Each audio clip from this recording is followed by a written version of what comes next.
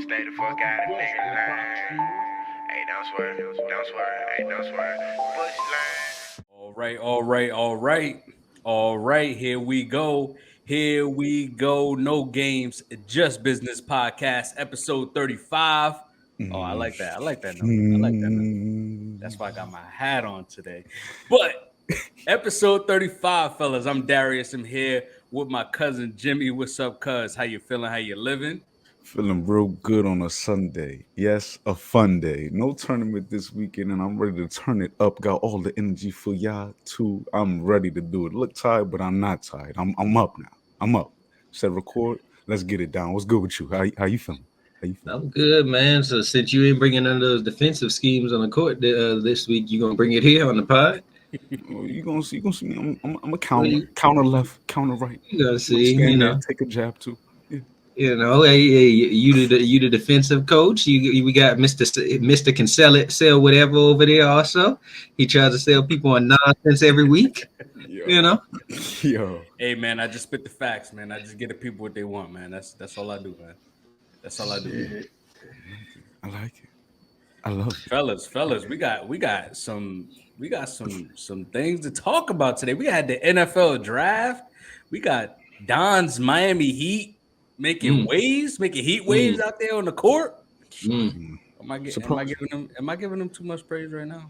Nah. We got to give them the world respect that they deserve. Or at least give Jimmy the respect. Yeah. The real Jimmy. Oh wow. You know what? I remember that from last week. Don didn't appreciate that. I like it. Who y'all taking? Playoff Rondo or playoff Jimmy? Jimmy. Come on now. I need that 3-level score ability. Hey, man. Come on. Rondo had people around him constantly. Jimmy was out there by himself this series, killing them boys. Yeah, he definitely was. So I mean, Rondo cool and all. I agree. Playoff Rondo something crazy, but he ain't touching Jimmy. Hey, what I told y'all. Never mind. I'll wait till my soliloquy on the Heat in the Bucks. You cheesing a little too much because you was towing the line. Hey. He ain't believing him at first. Come on. Yo, it's always the negative ones in your life that when you're on a high, they try to bring you down. I'm not gonna allow you to do that today, Jimmy. I'm not. Whatever negativity of what I said in the past does not matter. No, it was just utter blasphemy, disrespect. 4-0, you wanted them to be swept. You didn't wanted them to make the play-in or the playoffs. Oh, well, we lost to the Bulls in the play-in game, and then we lost to the Hawks. My bad. And then the Bulls. I mean, that just says that they ass because. I was shocked. I was shocked to see. Yeah, the Bulls should have been one of those teams this year. And it wasn't. They need to go ahead and blow that thing up. They could send DeRozan or Levine down to Miami though. Yeah, Levine. Hey, I need at least some type of more of a consistent score down there. But I'm not that high on getting Levine. But my number one target this summer is Lillard. And then Bradley Beal. And then, I don't know. I'll wait till we get to round robin for who else I heard might be in the Heat eyes right now. But what's up, man? What's up? Don, what we got? We got the NFL draft. We're going to discuss winners, losers. Who surprised you? Maybe they dropped. Maybe they went too high. I seen a team that everybody is clamoring, saying that they're going to be a Super Bowl favorite reach on somebody the other night. But hey, what do I know? Then we're going to discuss the Lamar and the Aaron Rodgers. Aaron Rodgers just got traded to the AFC. Lamar just got extended in the AFC. We're going to discuss where their teams are at and where they rank in the AFC and also where their teams rank in the AFC. And then we're going to have our playoff review. We're going to discuss, I'm not going to say we're going to discuss every series because some of them just ain't worth talking about, like the 76ers and the Nets. And then finish it off, we got round robin, where you're gonna get a slew of topics from us. Some are gonna be some nonsense because you know who's on this pod with talking to y'all. But let's get it. I would like everybody to like, subscribe, comment. Yeah, hit that subscribe button, hit the notification button, shoot, and just start sharing it. Yeah, let's get it, fellas. So we got draft winners, losers, and surprises. Man, oh man. Man, oh man. Who wants to start this one, man? Who wants to start this one? Who You wants to start cheesing. this You one? cheesing. Hey, Go I'm ahead and not take the cheesing, mic. man. I'm not, hey, Yeah, man, let's hey, let's man. let's hear from Hey, let's hear man. from you. Hey, Let's man. hear from you. You had to talk. I'm just a humble man over here, man. I got my hat on today, man. I got my hat on today. Real But humble, yeah, huh? man. Yeah, very humble. Yeah. We have a Hawk. We have a Hawk. Remember when Mike was up here? He said they have a Hawk and Derrick Henry. Well, we got a Hawk. We got the guy, highest rated running back since Saquon, Zeke. But I think he's better than him, honestly. I think he's been the best running back to come out of the draft since I'm talking about a pure running back that can do everything. Has the skill set to break tackles, led the FBS and break broken tackles, can catch the football. What can he do? Y'all seen Friday Night Lights when the uncle was like, and he can pass. I'm sure he could pass too. Put him at quarterback. We got Bijan Robinson, baby, the best running back. He gonna be the best running back in the league, man. That's my boy right there. Yeah. Third rushing offense in the league for the Atlanta Falcons. And we get the number one running back in the draft. I like it. I'm the guy that always believes in bad football teams should take the best player available. Jalen Carter was there, but Bijan, as I've been saying for weeks now, is actually the best player in the draft. He's just at a position that just isn't really, it's not a likable position. But we got him. Cool. I like it. He's a big playmaker. We got Desmond Ridder out there, first year as a starter, so it'll take pressure off of him. We still got Drake London. We still got Kyle Pitts. I like the young trio that we got moving forward, and we got Tyler Algier to Bijan Robinson. Now we got potentially 2,000-yard rushers in the backfield. When we made it to the Super Bowl, we had Devontae Freeman and we had Tevin Coleman. And I can tell you right now, these two players here is probably better than them. Tyler Algier, Devontae Freeman, okay, whatever. But anyway, I also like our second pick. You know, at first I poo-pooed him. I was like, who is this guy? Who is this guy? But he was a very highly talented run-blocking tackle for Syracuse who did have a 1,000-yard rusher. And Syracuse actually had a bunch of guys get drafted. And 320 pounds, who's going to move the guard. I mean, that's solid. We needed a guard, so we went out and we hit on that draft pick as well. The next pick, 6'6" edge rusher from Ohio State. He's not the guy that's going to go out there and get you 5, 6, 7 sacks a season because I think he only had like 2 sacks or 3 sacks his senior year. But what I do love is that when he gets to the football, he's a force. He had 4 pass deflections and 3 forced fumbles last year. I like that. And he can learn from Calais, Bub Dupree, veterans who have been in the league for a long time. Grady, so he has veteran leadership behind him, bringing in the defensive coordinator from bringing in our new defensive coordinator from the Saints. I think that's perfect for him to develop a guy like that. And oh man, this right here might be my favorite pick right here. A consensus All-American. I like it. My man Clark Phillips, man, from Utah. Great instincts. Man, oh man. Led the NCAA in pass breakups in 2021. 6 interceptions last year. I love that. And 6 pass breakups last year. The reason why he fell in the draft is because he's 5'9" and he doesn't run a 4.4, 4.3. He runs a 4.5.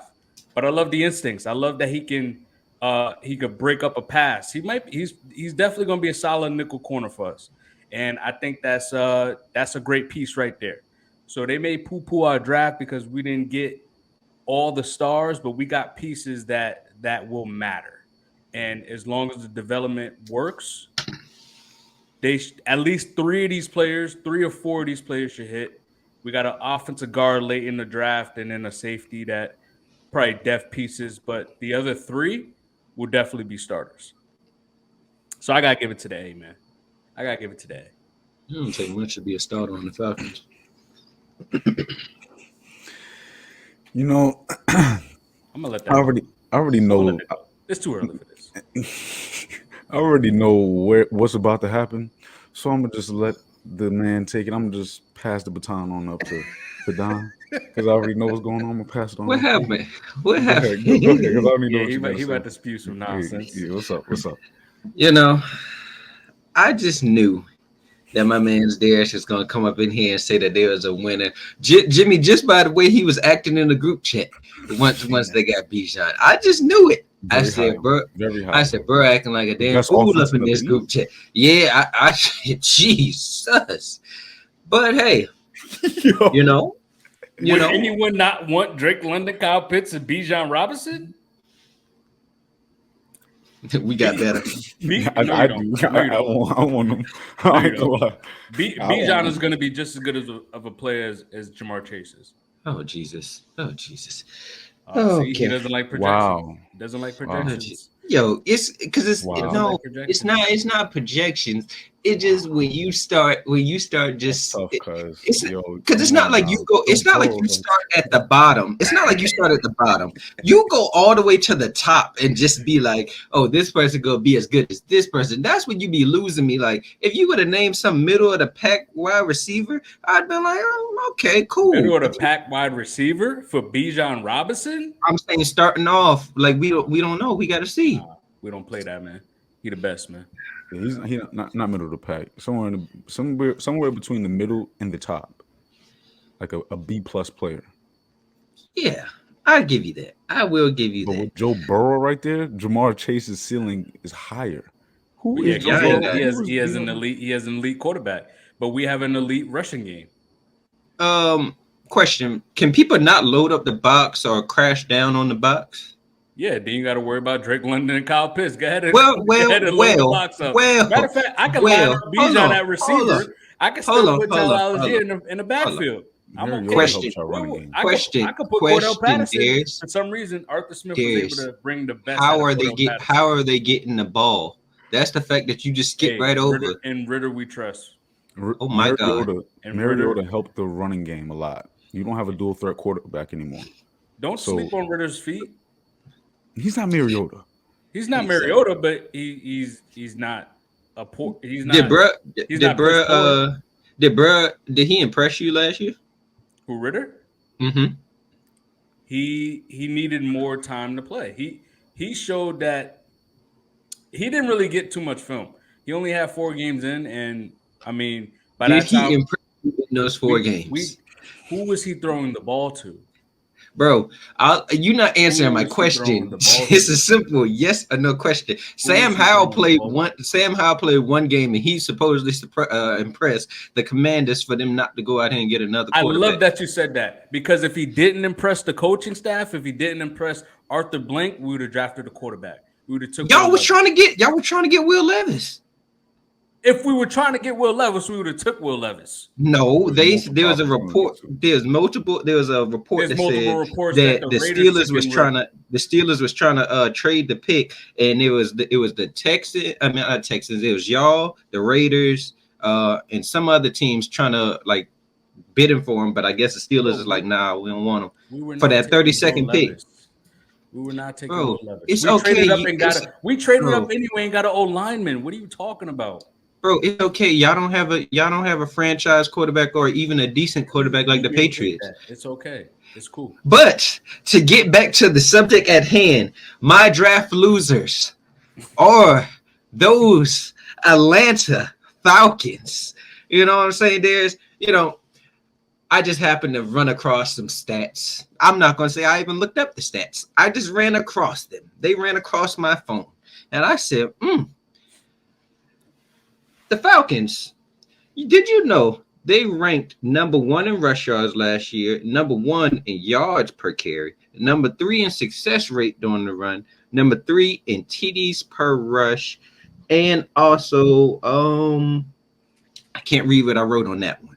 But that's pretty successful. And then you already had a young and up and coming running back in Algier.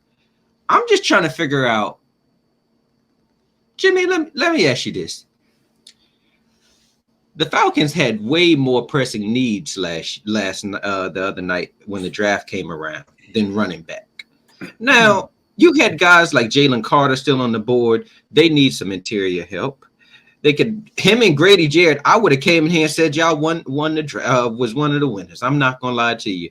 Or you could have even went to the secondary. You could have went and got Gonzalez. He was right there. Instead, he landed to the Patriots. Exactly. He went to the Patriots instead. Hell, you could have went and got JSN. And I would have said, okay, y'all building something up out there. Y'all finally got a number 1 receiver.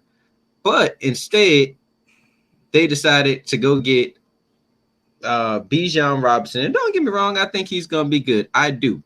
But there's more pressing needs for the Falcons than getting a running back when you already have a good running back. A good running game. Like, y'all system is good. I give y'all that. Y'all might be the best running team in the league. Y'all are the Ravens. So I just don't get what's the purpose of going out here, and the 49ers. I can't forget about them.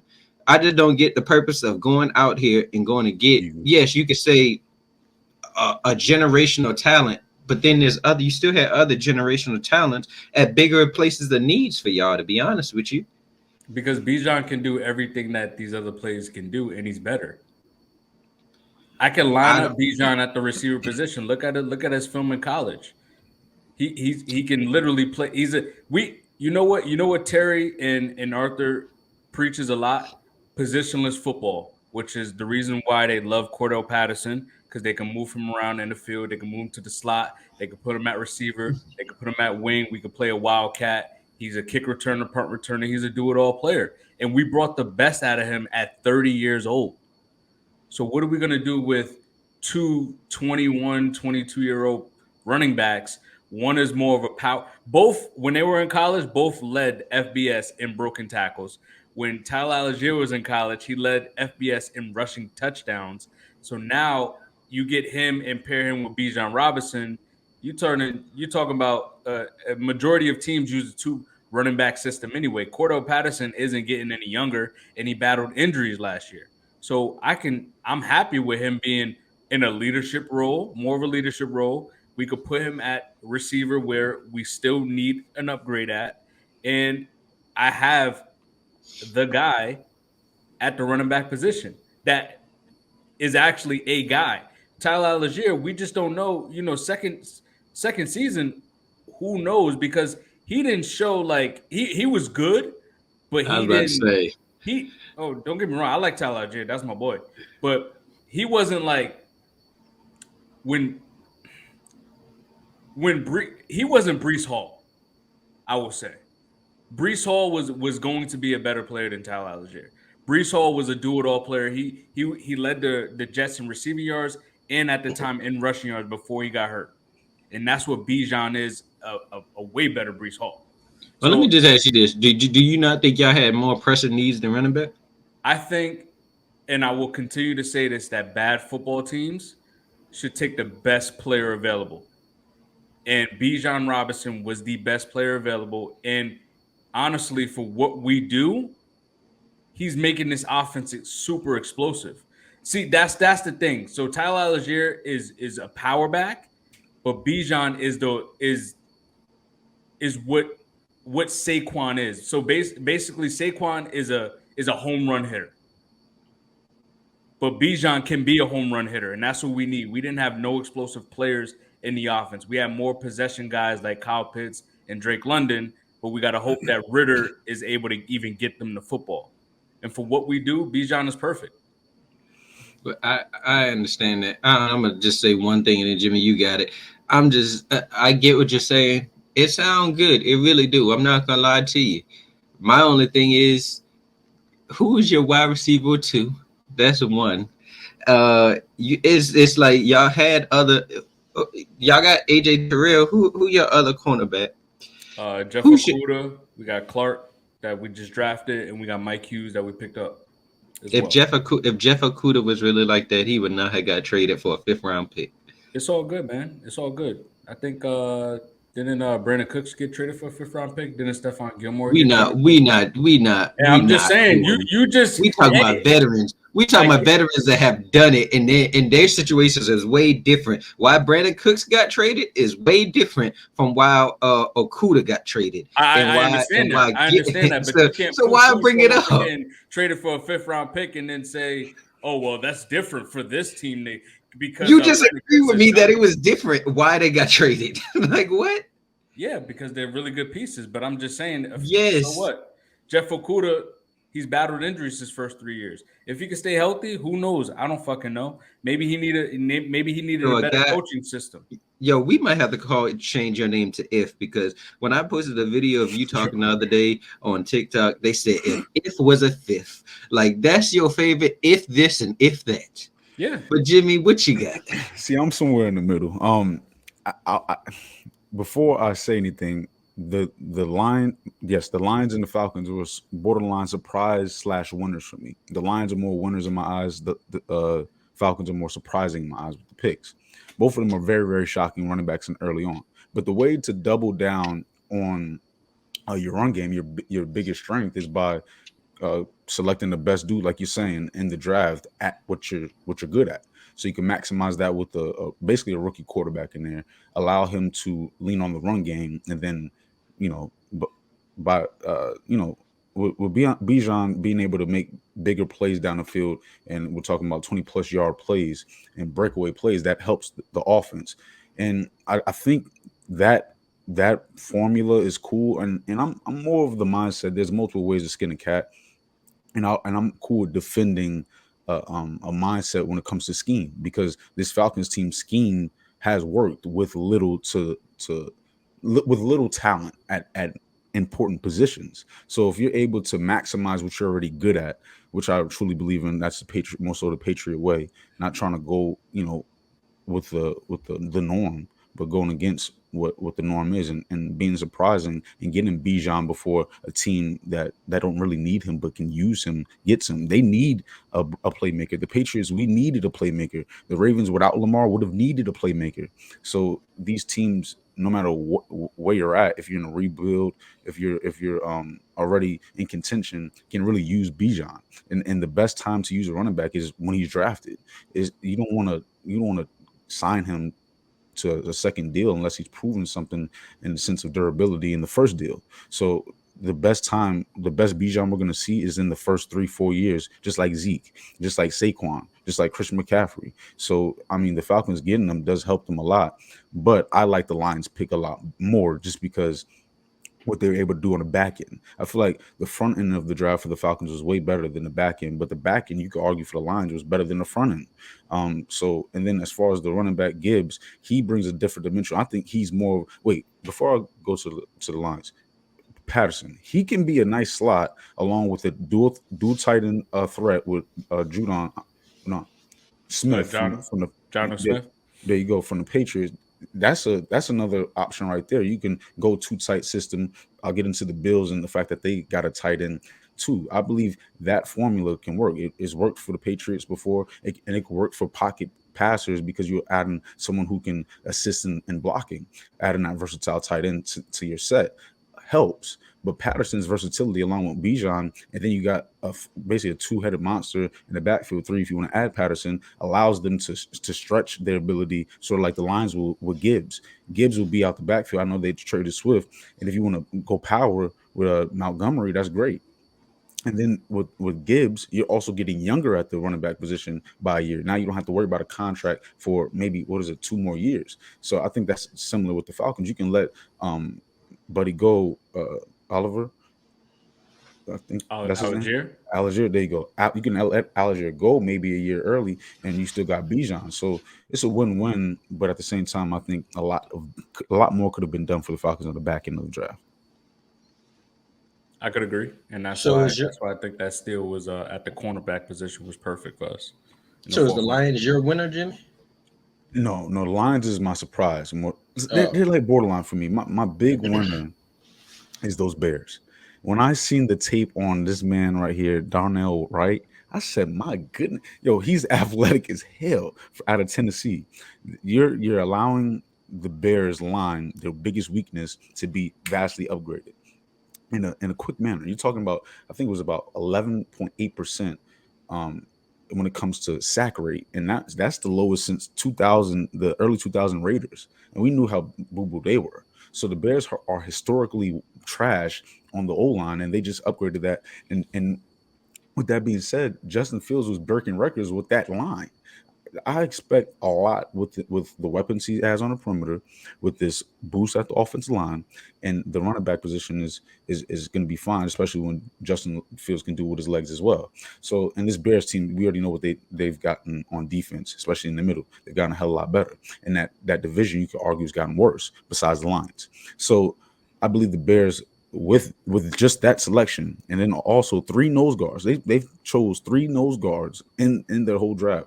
They are, emphasizing the middle of the defense and being able to get back to real Bears football, which is smash mouth football in the middle, as opposed to being that being the biggest weakness. The Lions and the Ravens for me are the winners. Ravens, oh my goodness. Eagles, oh my goodness. I believe the Ravens finally have said, Lamar, we believe in you. They've said it in multiple ways, through the money, through their words. They've been consistently saying, even when we were thinking they wouldn't, that this is our quarterback. They've been consistent with that, and they've shown that by getting Zay Flowers, a playmaker extraordinaire, along with Odell. And their true number one is Mark Andrews. I don't care what anyone says. So Odell naturally is that number two in the Eagles. We don't even need to go into depth about what the Eagles did, but they're building the Georgia 2.0 when it comes to that squad, especially defensively. So those are my three winners: the Ravens, the Eagles, and the Bears. Yeah. Wow. Yeah. The Eagle. I thought you guys were gonna. I thought someone was gonna bring up the Eagles, which you did briefly, and that's why I didn't. That's why I didn't choose them. But I mean, for them to get Nolan Smith at the end, this guy was a potential top 10, 15 pick. For them to get him at the end of the first round is crazy. And I mean, Jalen Carter. If we didn't pick Bijan, I said take Jalen Carter all the way. But I mean, yeah, Georgia 2.0. They got Jordan Davis last year, and they picked N'Kobe Dean, and then they picked what is it? What's his Ringo in the later in the draft, and then they got Swift. Swift is from Georgia too. Mhm. So yeah, man, the Eagles the Eagles definitely overall had damn near the best draft. Um, and who else you said? The Ravens.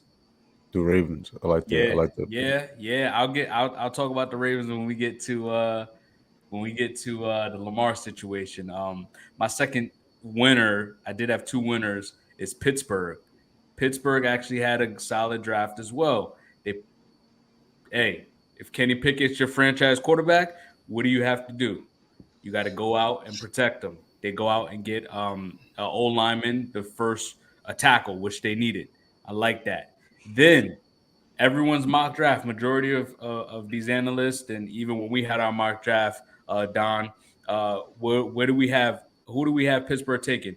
Joey Porter Jr. What they end up doing, getting him the first pick of the second round. They get a first round prospect, and they get him in the second round. Very physical corner who will start and has the opportunity to learn from veterans. Pat P is on that team now. You still got Minka back there. So Very true. so this team is slowly but surely getting better. They won 9 games, and the Ravens was a playoff team. Yeah, Don. No, but anyway, what's up? then they fill out the defense a little bit with a couple of Wisconsin defensive players. I mean, for those two picks, I think that's solid for this organization. And with will help them move forward. Yeah. I actually got the Steelers as an honorable mention. You know the difference between you, Darius. I give people credit where it's due. Because you don't The give the Ravens Steelers, credit. the Steelers have the Now you're not Steelers draft yesterday was it was impressive. I can't lie to you. I mean, they got Broderick Jones, like you said, got Joy Porter Jr. They turn around. I'm not the highest on Darnell Washington, but at least he could be another blocking. As big as he is, he could be basically you could say he another O lineman out there. To be honest with you, and then they Crazy. yeah. So I mean they had a really good draft. I can't hate on them, man. Congrats. I mean, you know how I feel. Hey, I said they the second best team in the AFC North. But my main winner, I got the Seattle Seahawks. They got Devin Witherspoon, who might be the best cornerback in the draft. He had 23 pass breakups. Then they turned around. I mean, they might be creating the next Legion of Boom. They already got Woolen. They already got Kobe Bryant. They already got Jamal Adams back there, and Quandre Diggs back there. That secondary starting to look like something serious about there. Then they got JSN who can come in and be their number 3 wide receiver. You already got Metcalf and Lockett, and honestly, JSN could he kind of resembled Lockett. Who's better to teach him the game? Yeah, but say he's more of No, a slot I'm saying guy underneath. Lockett doesn't play the slot. Well, he does, but he's a true deep threat. Yeah, 20 plus yards. And then they went and got Derek Hall, defensive end. He had 19 and a half sacks over 3 years. And then they got Charbonnet. There was 3 top running backs. It was Bijan and Gibbs, and then there's Charbonnet. I thought Charbonnet was going to drop to my Bengals, but of course, when you're that good, you're drafting at the last in the draft, and all the players that you want normally are gone. We saw that with the tight ends and the running back situation. But Burr had he led the FBS with 168 all-purpose yards per game. I'm not saying the Seahawks are going to be the best team out there because you still have the 49ers. But after the 49ers, the Eagles, and the Cowboys, I can't name a team better out there, to be honest with you right now. In the NFC? Yeah. Yeah. You know, go ahead, Jimmy. No, that's spot on. The Seahawks, I don't know how I forgot about them, yo. Yeah. They are definitely winners. They did their thing on both sides of the ball the last 2 years. 2 offensive tackles last year. You're talking about, I mean, come on, man. That's another team that just drafts really well. Like, I don't know, the Eagles, the Seahawks, the Cowboys, even though we poo-poo them, very often. You got a cramp or something? The Ravens. No. Yo, they're doing curls. Hey, you better hit the gym. Hey, what they doing? What that is? Jeopardy. They do this. Yeah. I'd rather you just say it with your chest. Like, come on. You know what I'm saying? I just want you to put some respect on my Bengals. Ever since Zach Taylor been coming here, hey, we've been getting some gems. Every year, we at least get 2 or 3 players that are shoot. That one year, we got Burrow, we got Logan Wilson, we got T. Higgins. We might have had the best draft out of everybody that year. Then we got Jamar. Huh? Zach Taylor knows talent. Hey, I obviously. I'm glad you say that, brother. Because didn't he just praise my boy Ritter? Yeah. So we appreciate you, Zach. Yo, you invited to the cookout, brother. Yo, you know what he didn't do? You know what he didn't do? What he did? He didn't make the mistake in drafting him. But who y'all got? What are you talking about? But we could use a backup. We need backups. Nah, they can use a backup. Why didn't you pick Stetson Bennett? We had bigger needs. Oh yeah, there we go. They had bigger needs. My other surprise, I'm gonna piggyback off. Wait, did you go down? I did a winner. And the Falcon stuff was my loser. I mean, the rest of this stuff, I say this. I just put 2 surprises. They be quick. Surprise.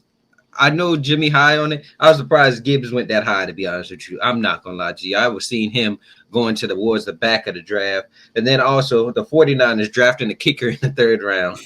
And they also took that tight end from Alabama. I felt like it was a reach. I didn't think Burrow was really like that. But those are my 2 surprises. You could kind of put them into losers, but hey, do what you want with it. Yeah, that was the Lions is my surprise pick as well. Gibbs, I did not think he was going to go that high, but I guess they valued him very highly, and that's why they got rid of Swift very quickly. And the linebacker Van Der Esch, I mean Van Der Esch. The what's his name? Who are you talking about? Jack Campbell. Yeah, Jack Yeah. Campbell.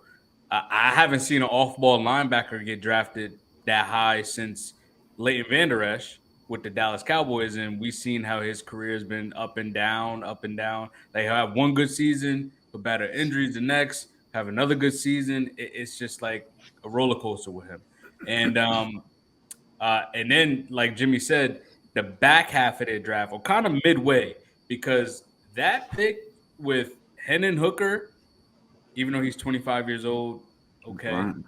Brian Branch, to get him at the 14th pick in the That's the one second I like right round there. was crazy. And then Sam Laporta, he was a very slept on tight end. Out of all of these tight ends, he was the most slept on, and he is talented. So, I know he's supposed yeah, to be a man. big. Yeah, man. That the Lions turned their draft right around, and from all the offseason issues that they've had, they still need a receiver. That's the only thing about that team. They still need another receiver. But other than that, they got pieces. Jimmy, how you feel about y'all draft? I know where we stand on our draft. Yeah, I got my team out there. I'm surprised by Big Bill Belichick because you got this top cornerback prospect Christian Gonzalez. I question his go get it factor, but Bill, if anybody can put him in, is Big B. So Big Bill Belichick. I If will you give y'all compare- that, Jimmy. Y'all, I do get. That's one thing I can't say about y'all. Y'all can. What's the word? develop talent. Yeah, develop some cornerbacks. I will give y'all that. So hey, He's a big body corner. You talking about 6 foot plus, and I believe that he's going to be on an island and someone we can lean on. So we're doubling down on our defense, something that was surprisingly a top portion of our roster last year. So we're going to put hopefully a number 1 right there. And then as far as the back half, again, boo boo. Like I just feel like we should be helping our offense more than our defense. Like it's just always. I mean, you got the dude from LSU, and he's supposed to be some type of speedster, but he didn't do well in the combine. I don't even really care to say his name because until Belichick shows me he can draft, no. Until Belichick shows me he can draft receivers properly, we're not even gonna name them. They're nobodies until proven otherwise because I don't trust Bill Belichick when drafting. Jimmy, you might want to relax on that. I think, bro. Hey, all I say is there's been some guys in the draft that have not had good combine. T. Higgins did not have a good combine, and you see how he is now. But he's a big body receiver. Yeah, I could name some others. I forgot the other ones I heard the other day. But there's some other guys that did not have a good combine, and they still came out here and became stars out here. It's not no one size fits all, to be honest with you. Before last year, they were saying Boutte was going to be the next great LSU wide receiver, to be honest with you. So pick off the receiver off the board. Exactly. Maybe it might have just been a bad year last year. I don't know. But I wouldn't sleep on him too much because I think he can beat out most of those guys y'all got over there. Maybe. We'll see. Maybe. Because, yeah, go ahead.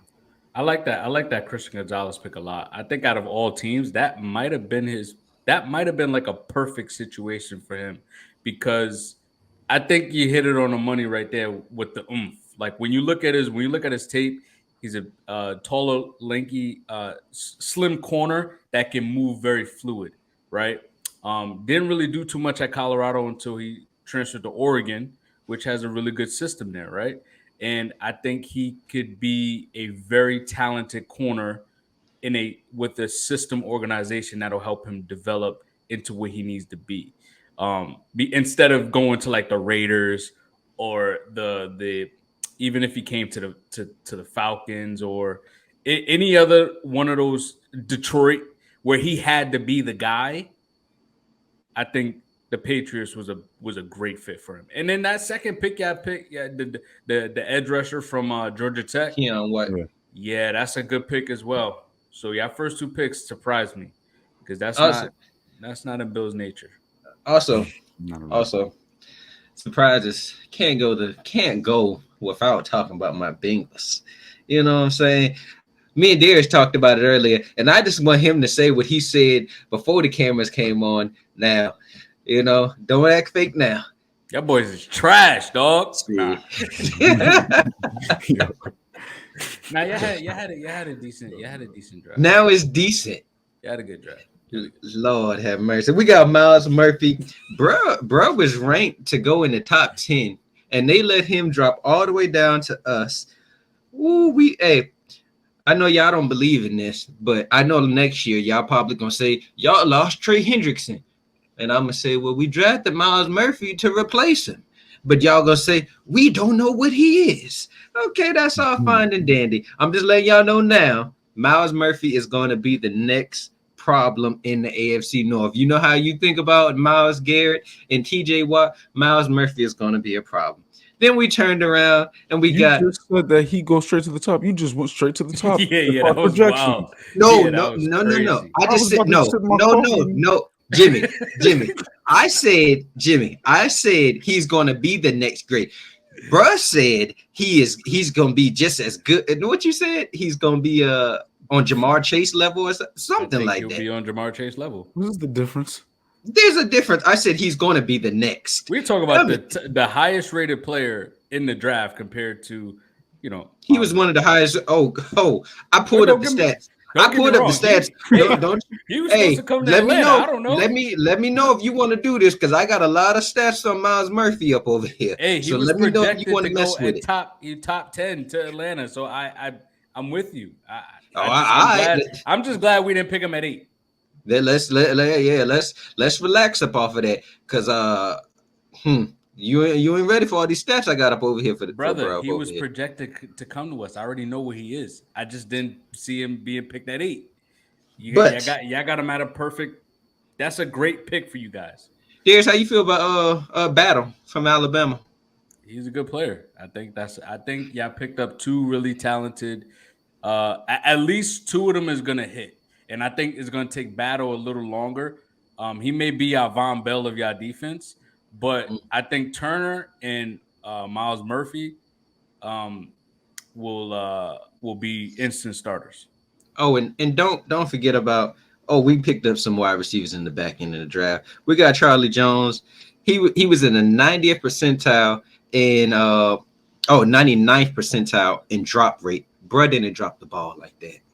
And then he was also in the 90th percentile with 2.7 yards per route per run. Hey, all I'm sitting here saying is we done reloaded. I know y'all don't believe in it, but we going to teach y'all something this year. And y'all lucky y'all don't see us again this year. I'm not worried. I'm not worried about y'all. Yo, Jimmy. I was thinking. Ravens got better. I was thinking the other day. I said, why do we let Darius get away with? When we bring up teams in his division, his favorite line is, I'm not worried about them. I'm not worried about them. But then when they come to the Bengals, he likes to preach that we got this and that team up over here against us. When we've shown a level of consistency that over the last couple of years that we're better than these teams. But then the Falcons have been straight ass these last couple of years. And we let him get away with saying he ain't worried about this team and that team when they haven't showed shit. Which straight ass? Which straight ass? Well, before I let you. That's what got you. That's what got you. Yes. But which straight ass? I just want to know which. Y'all been missing. Y'all been missing the playoffs. Y'all got Desmond Ridder, straight ass.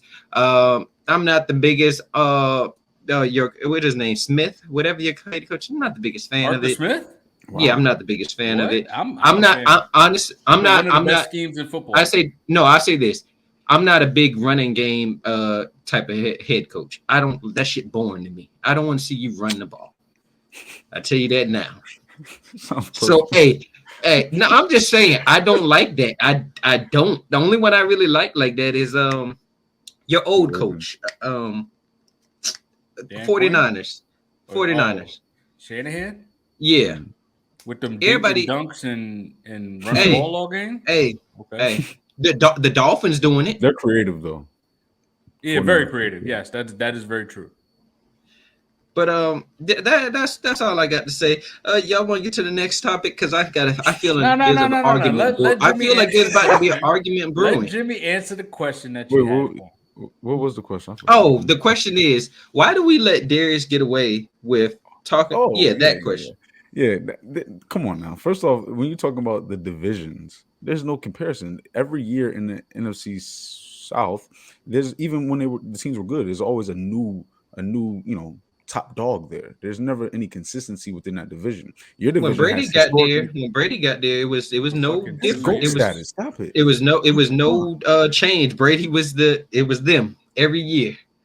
But even with that, last year it was competitive as hell. It came down to the last game against a team that that's because all of them was ass. My point. Your division is historically great franchises with top tier coaches, top tier GMs, top tier prestigious programs that do things the correct way. So for you to overcome that, it's more of a challenge than the Falcons overcoming the Panthers, who just had the number 1 overall pick. The Saints, who just got a Derek Carr. They're believing in Derek Carr. I mean, it's not like this is the Jets. He's the best quarterback he's the best quarterback in that division right now. And that's not saying a lot when he's not even the top 15 quarterback in the league. Ooh. I don't know about that. Don DeMarco. No. I don't know about that one.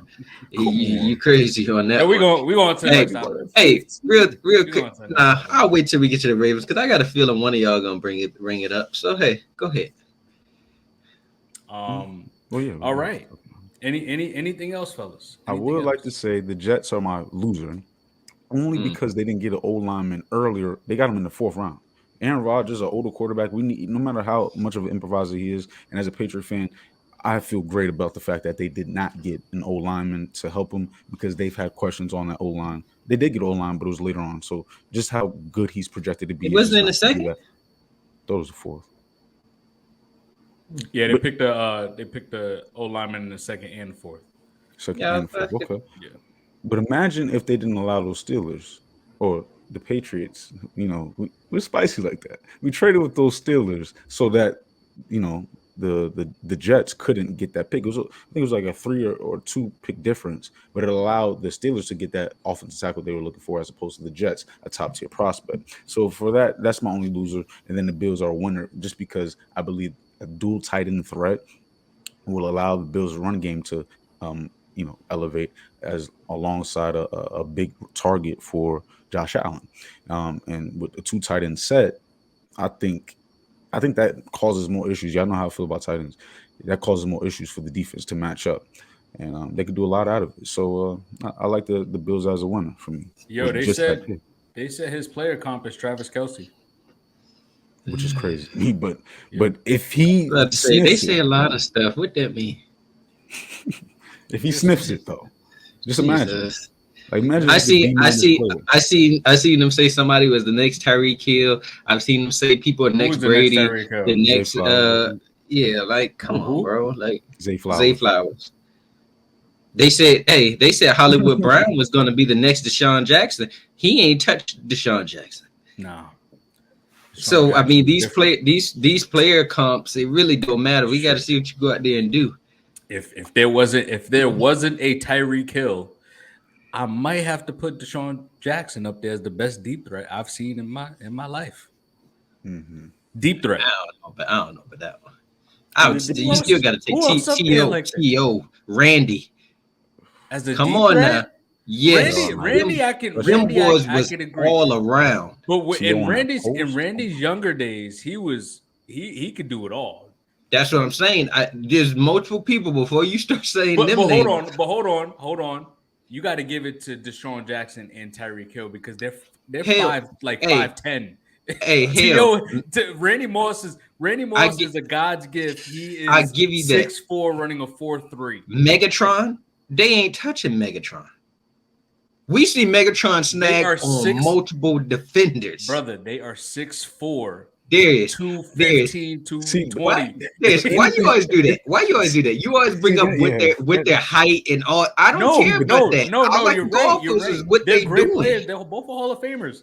They're both great players. See, but you're going pound for pound because they're smaller. What we're saying is, imagine if you can shoot, but you're 7 foot. Like more size is like that's like the Steph and KD argument. But you're taller.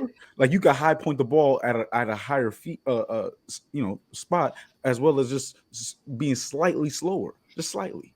If I'm not mistaken, I still think isn't Deshaun Jackson up there with like the most deep yards for any player damn near in history of NFL? I mean, probably so. That was his one little route. About? That was his one route. But you said he was the best.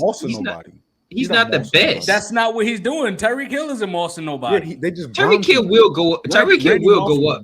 Randy Moss will burn you or moss you. T.O. is physical. He's physical and a speedster, and like T.O. is a complete receiver. Ain't none of them probably mess with either Jerry Rice or Megatron. Like, come on, man. Chill out. He wasn't deep. Jerry Rice wasn't that. Jerry Rice could go deep and catch them balls, bro. He could, but not in the air. Like that sounded crazy.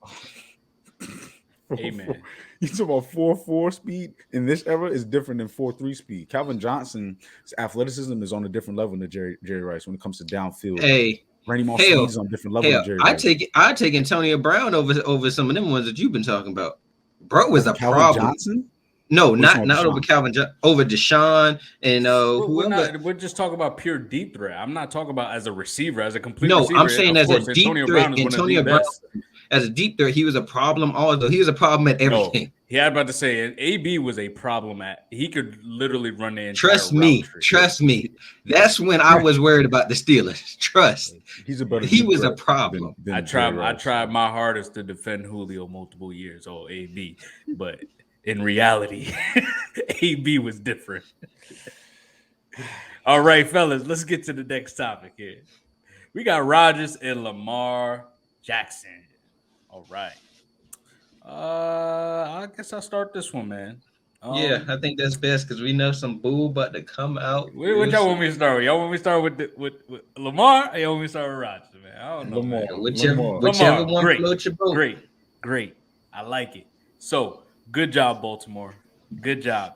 Keep your franchise quarterback. You paid that man. That's your franchise quarterback. We just hope he's able to elevate his passing game and stay healthy. That's really it. But Lamar ain't got the excuse now. He ain't got the excuse. They gave you Zay Flowers. Hopefully Odell Beckham comes back healthy and can give you some good receiver play. Hopefully Rashard Bateman can stay healthy. But you got Mark Andrews. You got your guy. You got all your running backs this year so far. Let's knock on some wood. But so far healthy, right? So the O-line's coming back healthy. So you still got the running game to lean on. You got a good scheme. Bateman, Zay, Mark Andrews, and Odell. Shit, we might have to talk about them being one of the best quads in football. As a core, putting them all together. When you just try to make something up, that's what you come up with, some nonsense like that. When I say trio, I got to put Mark Andrews in there. I probably put him over Odell, but still, like as a trio with Mark Andrews, I mean, Mark Andrews is top 3 tight end in the league. I know Don isn't high on Bateman, but I think why are you speaking on me? You don't know what I'm gonna say. You don't know what I'm gonna say. You don't know. I'm chilling. I am chilling. This comes right out your mouth, man. You're not the highest on Rashad Bateman, but I am. And guess what? He's caught over 50% of his targets in the league since he's been in the league. So when he's out there, he plays very well. And you know what? When he's out there. And you know what? He averages just about a first down per catch. So, hey, this team moving forward, they got the defense. They picked up Trenton Simpson from Clemson. Don't sleep on that pick there as a linebacker. Man, oh man, this Ravens team, I might become a Baltimore Ravens fan, man. Might be a Baltimore Ravens fan. I'm not too far from there, so I might hit up a couple games. Maybe that Bengals Ravens game. Let me know if you're going up there. I'll go with you. Yo. Pull out a Lamar Jackson jersey, man. Yo. Oh, hell no. Trust. Yeah. Yeah, man, but that's a great deal. That's a great deal for them. They got a solid team, and they can be dangerous. Where do they rank in the AFC, and where does Lamar rank in the AFC? Lamar is an AFC quarterback, definitely top 5. Definitely top 5. You got Patrick Mahomes, you got Joe Burrow, you got Herbert, you got my man Trevor Lawrence, you got Lamar. Top 5. It just sounds about top 5, yeah. You don't have him top 5 in the AFC as a quarterback? I guess we'll see when we get there. Where do the Ravens rank for you? The Ravens is they're going to compete with the Bengals to win that division. Where do they rank? They went 10-7 last year, so they're going to make the playoffs again with Lamar. Where do they rank? I don't know what the hell do you. Okay, so if they're second in the division, they're going to be like a what? No, seed? AFC. Yeah, okay. So you got them a 5th seed. Okay, thank you, Darius. I got the Bengals winning the division. They're going to be the second in the division at the 5th seed. Jimmy, what you got? Man, the first thing I'll say is the first step into making playoffs obviously is the easiest way is to win your division. And if anyone can beat the Bengals, it would be the Ravens. I believe they have the formula, and they would. And even in the AFC, if anyone's going to upset them, it's going to be the Chiefs and the Ravens because the Ravens see them more often. The Ravens have smash mouth football. The Ravens have different things you can lean on in the trenches that allow them to compete, even though they don't match up on the perimeter. With these weapons, I believe Mark Andrews will be opened up even more so. It's hard to key in on tight ends anyway because they're in the middle of the field most of the time. But when you have speedsters along with route technicians like Odell Beckham and Zay Flowers, people who can beat you in a lateral game as well as vertical, it's going to make for a great year for Mark Andrews as long as he can stay healthy. This team is built for success. I'm just very confused about the top. They've confused me all offseason with how they've handled Lamar Jackson and now giving him top tier dollars. If you want to maximize Lamar by giving him what he needs on the perimeter and within the roster, I don't think giving him max money, we're talking about historically max, the most or the top dollar of all time, it makes it harder to sustain the roster within those 5 years with that contract. So I believe I'm a little confused with that, but Ravens, with or without Lamar, I believe in you. So I believe they can make something shake.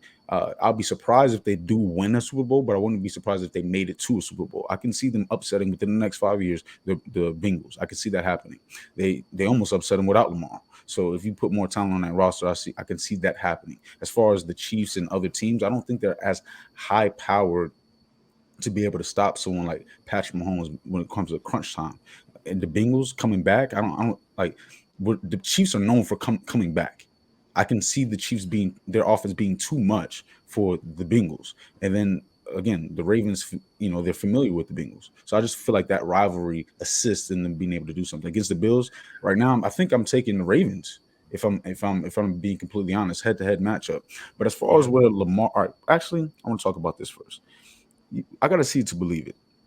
The formula in which worked for you, the recipe, was different before than what you're doing right now, paying people top tier dollar people. That's not what you did before to get to Super Bowls.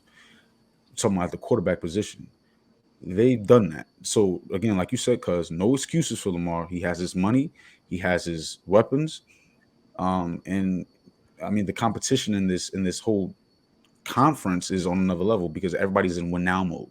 The F them picks has been in order. Getting weapons, overpaying for weapons, and it hurts more to me when the competition's at its highest. Lamar Jackson for me is about 7 on my list. Aaron Rodgers to me is right at 5. But that's where I have it, and that's based off Rodgers' weapons. I believe his weapons are more. I want to say more proven, but they have a higher ceiling than whatchamacallit, because of that running game. I believe in Brees Hall and what he'll bring to the table this year. So I got Rodgers at 5 and Lamar at 7. Okay, I'm sorry, Don. Before you go, I got some things I gotta ask Jimmy What's because up? he said I'm like with you, but not with you. And then like once you got to the top Hey, 10, I ain't gonna lie to you, I'm bro. Bro said a lot of stuff that contradicted itself, but I was like, I'm gonna say Like that. what? Like, gonna get. Don't you worry. So wait, you believe more in the run game as far as just Brees Hall by himself over the Ravens have consistently been plug and play with J.K. Dobbins, Gus Edwards, Kenyon Drake Mm-hmm. Brees Hall consistently. looked pretty good last year. Don't get me wrong, Brees Hall is very very talented. He would have been an offensive rookie of the year if he didn't get hurt. That's why I say he was a do it all running back. But I'm just saying the way the Ravens could just plug anyone in that system is just been crazy, and for them to still be the number 2 rushing offense in this year they were probably like number 4 or 5 rushing offense in the league and sustained that consistently since Lamar has been the quarterback has been solid. Also, they don't have to pay anybody. They've already paid Lamar. They went out and got Roquan, who changed the dynamics of that defense. They paid him. Marlon Humphreys is on a long-term deal already. If I'm not mistaken, is Mark Andrews not on a long-term deal right now?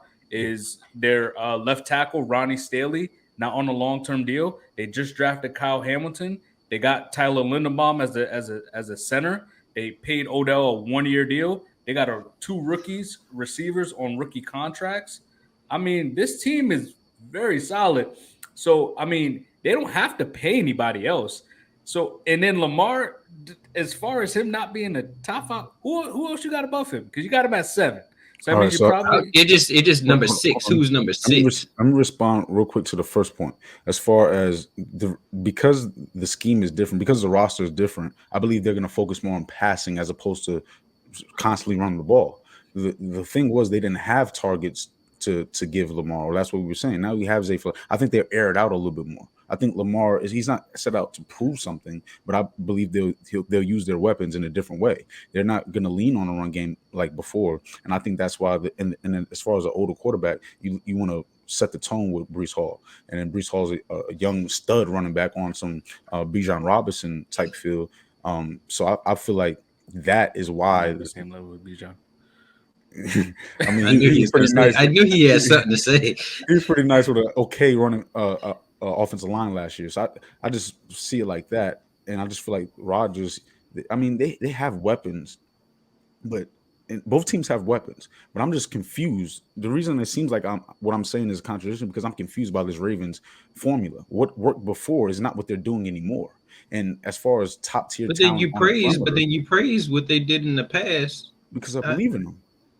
Like that's what I said with the rollout of Lamar. Even when Cuz was saying if they had a rookie quarterback, I still believe the Ravens can compete. Now you're putting all your eggs in one basket with Lamar. It's just different than what you've done before, but I still believe in you. But that's what they have to do. They have no other choice but put their eggs in one basket as far as Lamar, and they have to find a way to please him. And 2 months ago, it seemed like they wanted to.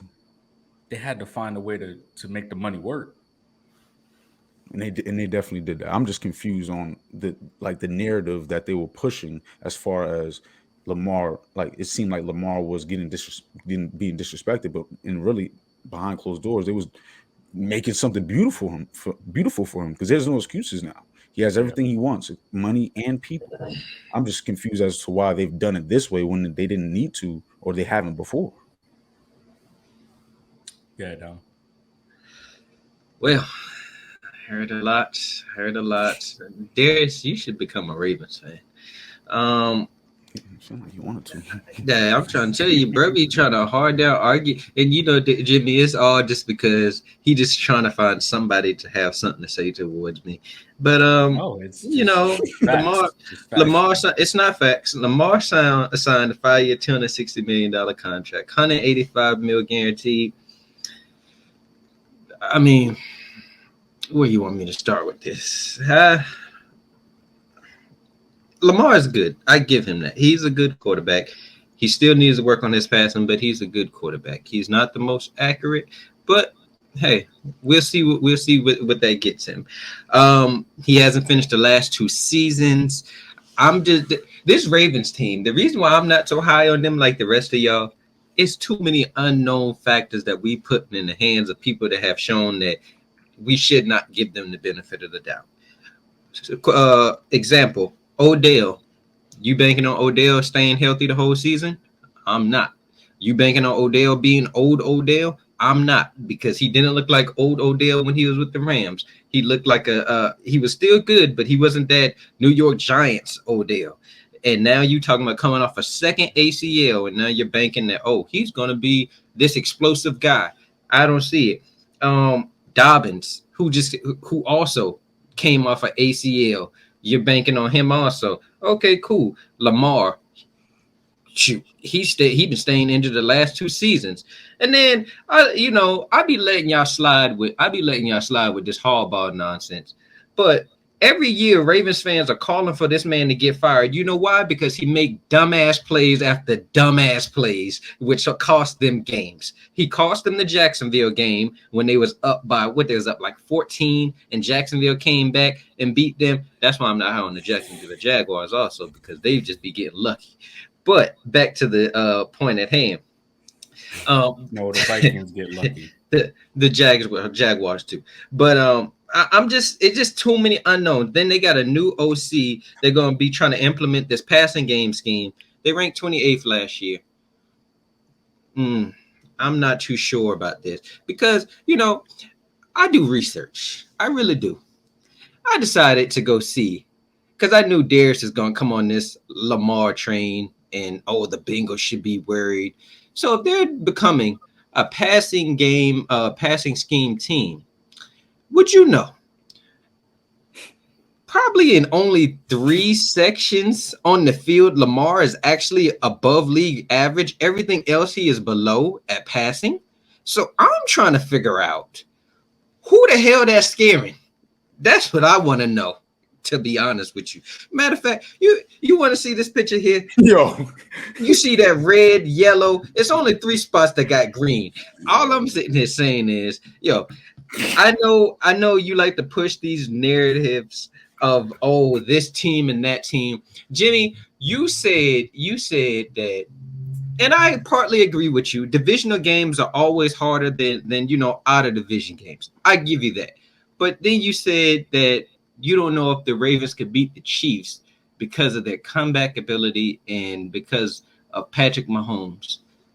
I believe we got, arguably some people might say the best quarterback in the league. I've also seen you brought up that we barely beat them in the playoffs. You know what you left out? That most of our O-line was out that game. I didn't hear you say anything about that. That just made it to the Super Bowl with that same.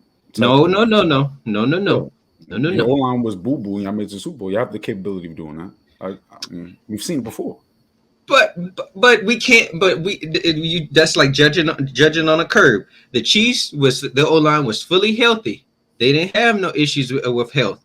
The Bengals, when they played the Ravens, and when they played the Bills, and when they played the Chiefs, had nothing but injuries that whole playoffs. Our O-line, the ones that we went and signed this past offseason to upgrade the offensive line, they was out. They had got injured. So I can't sit here and be like, we only beat them by this much. We almost lost to them because we was not healthy. No, and you can say, they didn't have Lamar also, but that's why I don't even bring that game up. It's not worth bringing up. It is what it is.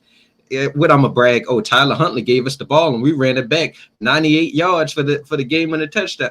Like, I ain't got nothing to say about it. As far as where he ranks, I thought long and hard about this, and then I came to a conclusion. Like Jimmy, he's 7th. Like I tried. I thought about the argument that me and Jimmy had last week, and I was just like, Are you taking him over Patrick Mahomes? No. Are you taking him over Josh Allen? No. Joe Burrow? No. What about your beloved Trevor Lawrence? No. Nope. What about Justin Herbert? No. No. I'm not taking him over Justin Herbert. So now it becomes, Rodgers. that's where it became for me. I was like, Rodgers or Lamar. Well, one guy hasn't been constantly hurt the last 2 seasons. So I went with Rodgers at 6 and Lamar at 7. And then to get to the team rank, I'm not a hater for a fact. There's 3 teams for sure I know are better than the Ravens. But then there's all the other questionable ones. The 3 teams for sure I know for a fact are the Chiefs, the Bengals, and the Bills. But then you get to like the Jaguars. I think the Ravens are better than the Jaguars by a landslide. Wow. But the only issue is they play in a weak ass division and the Ravens do not. So that's why I gotta bump the Jags over them. Then the Chargers. I like the Chargers. Do I think they're gonna charger it up? Yes, but do I think they're better than the Ravens? I think it's like a 50-50. But I would go with the Chargers, me personally. And then the Dolphins. I like the Dolphins more than I like the Ravens, to be honest with you. Maybe it's just because I seen their offensive scheme. Maybe it's because they got Tyreek Hill and Jalen Waddle, and they just keep adding more and more speed every time I look. It's not because they got the Deion effect, I can promise you that. But it's more so just I like the additions that they have put together. And so that's where I got to the Ravens. I got them either at 6 or 7. It's either how you feel. You could interchange them, the Chargers, or the Dolphins. But the only ones that I will not change is the top 3 and the Jaguars, only because the Jags are in a lesser division. Division. Yeah, I mean, the only team that I would, all right. When it comes to the 4 division winners, right after that, the top dogs for me are the Jets, the Ravens, and you said it, the Dolphins. What about Chargers? No, they're gonna charger it up, and like you said, but injuries and consistency and balance and trenches. So you're higher on the Jets than the Chargers? Yes, I am. I'm higher on the Jets. I believe you can see 3 teams out of my division make it, not including us. I don't see the Jets winning more than 9 games. I don't see the Jets making the playoffs. I bet the Steelers is going to win about 8-9 games again. Mm-hmm. So yeah, the top teams for me is obviously you go with all the division winners as far as the Chiefs, the Bills, the Jags, the Bengals, and the 3 teams that trickle in. I mean, like Justin Herbert as just like a pro quarterback, he's everything you want. But it's just something about him that is just he's missing. The clutch factor. It's the clutch factor. I wouldn't even say that because we've seen him lead drives. Like think about when he played the Raiders to get into the playoffs. He was coming up clutch, hitting touchdowns after touchdowns.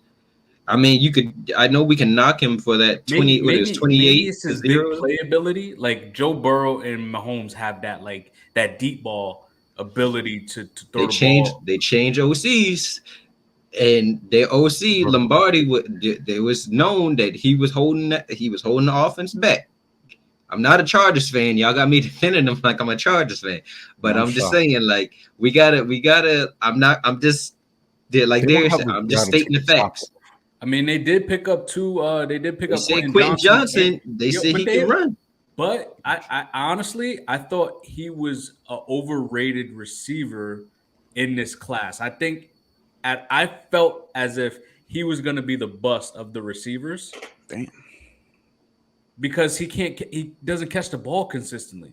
He's an athletic, taller receiver, but his hands aren't consistent. It was kind of like what basically Mike Williams was at the beginning of his career. He wasn't consistently catching the football, and he's only really a deep threat. He kind of developed himself within the last 2 years of being a better, he could sit down on those comebacks and routes in that nature.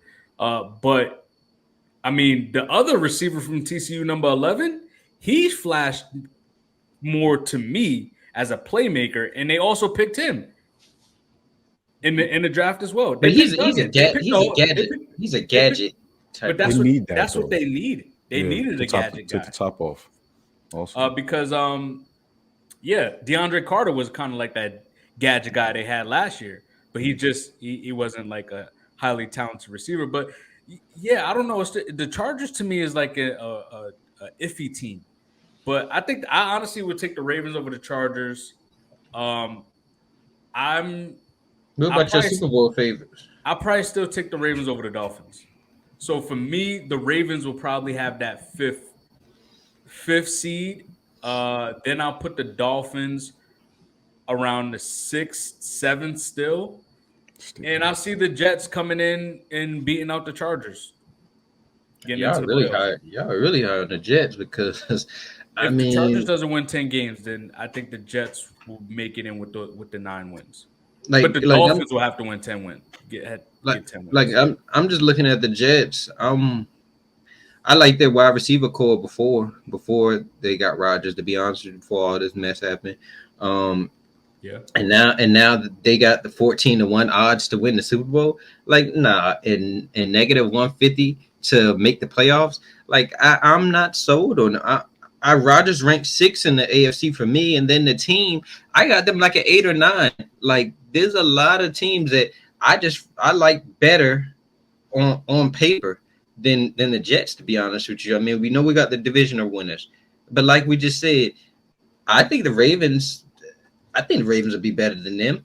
I think the Dolphins can be better than them. Chargers, I guess I'm the only one high on the Chargers on this pod right now.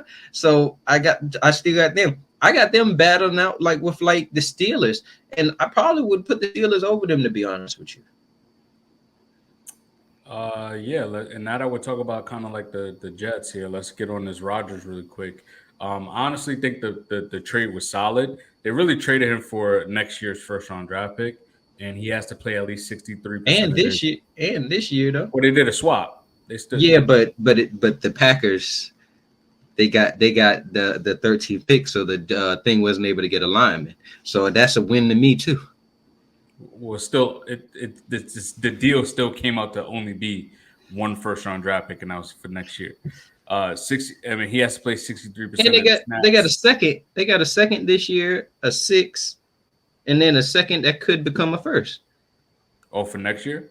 Uh-huh. Oh, damn. So 2 first round draft. Oh, yeah. So the next year's pick could be first. Mm-hmm. But yeah, he's gonna play 63% of the snaps. So yeah, it really came out to be for a first round draft pick and a second round draft pick. They said he'd have to. Yeah. Anyway, two first. Yeah. One first. It was a swap. It was a pick swap.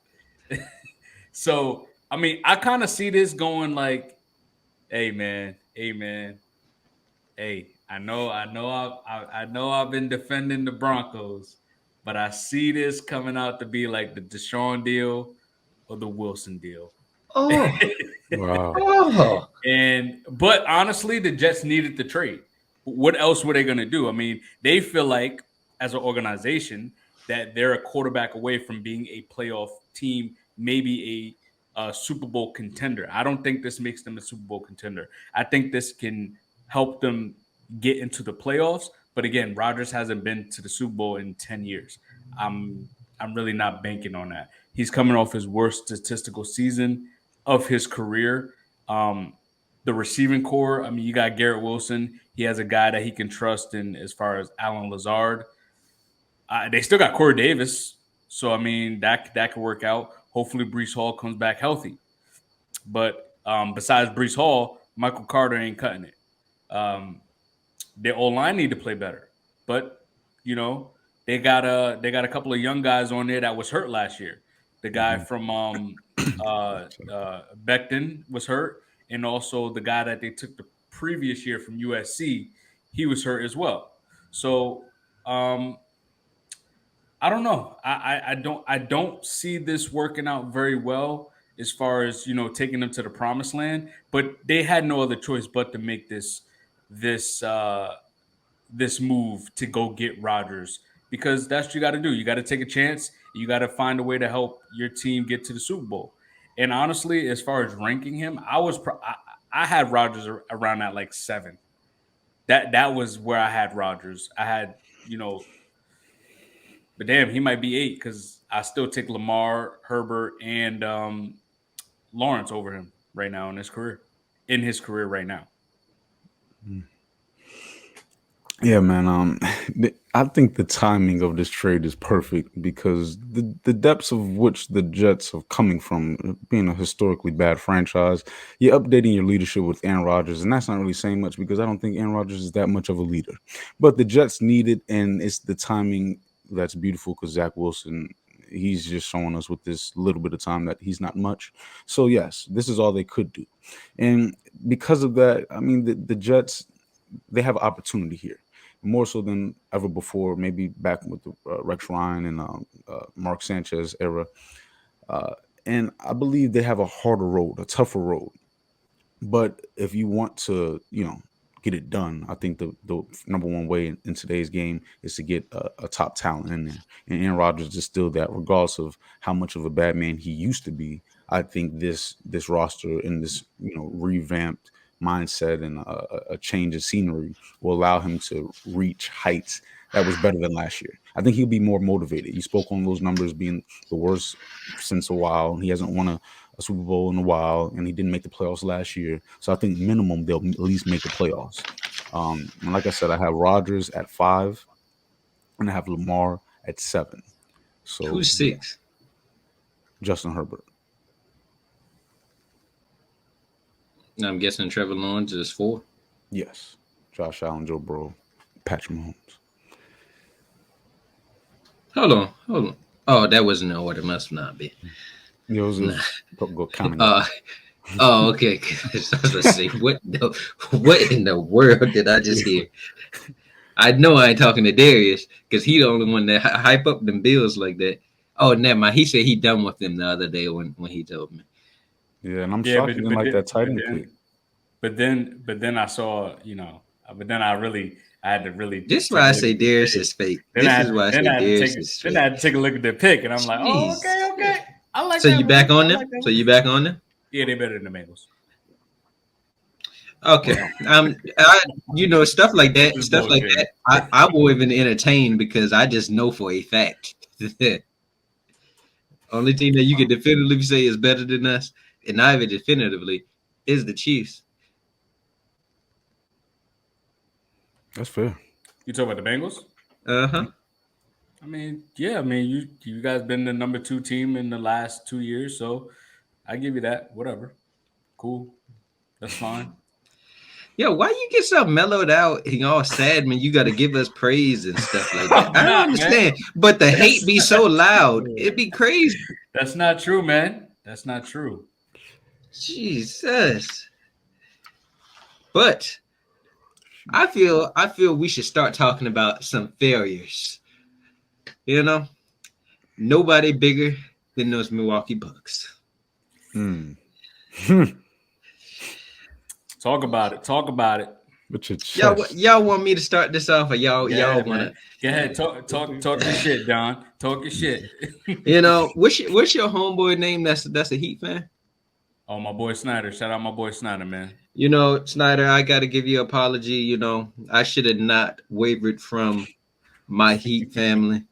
It was just the fact that it was just Jimmie out there, and I didn't think that was going to be enough to beat the number 1 seed, who everybody project. 2 guys on this pod projected was going to the finals or winning the finals. Can't remember which one. But what you had, Darius? I had the Suns winning versus the Bucks. Okay. The Bucks beating the Warriors. With 2 people that had them going to the finals, and going to the Eastern Conference Finals. Don't forget to tell the people that. With your chest. That does not matter. Now it don't matter. Jesus, that does not matter. We talking about what people projected them to do. It does not matter what I projected. Jesus. Matter of fact, hold on right quick. Hold on. I got to grab something. This man's crazy. I got to grab something.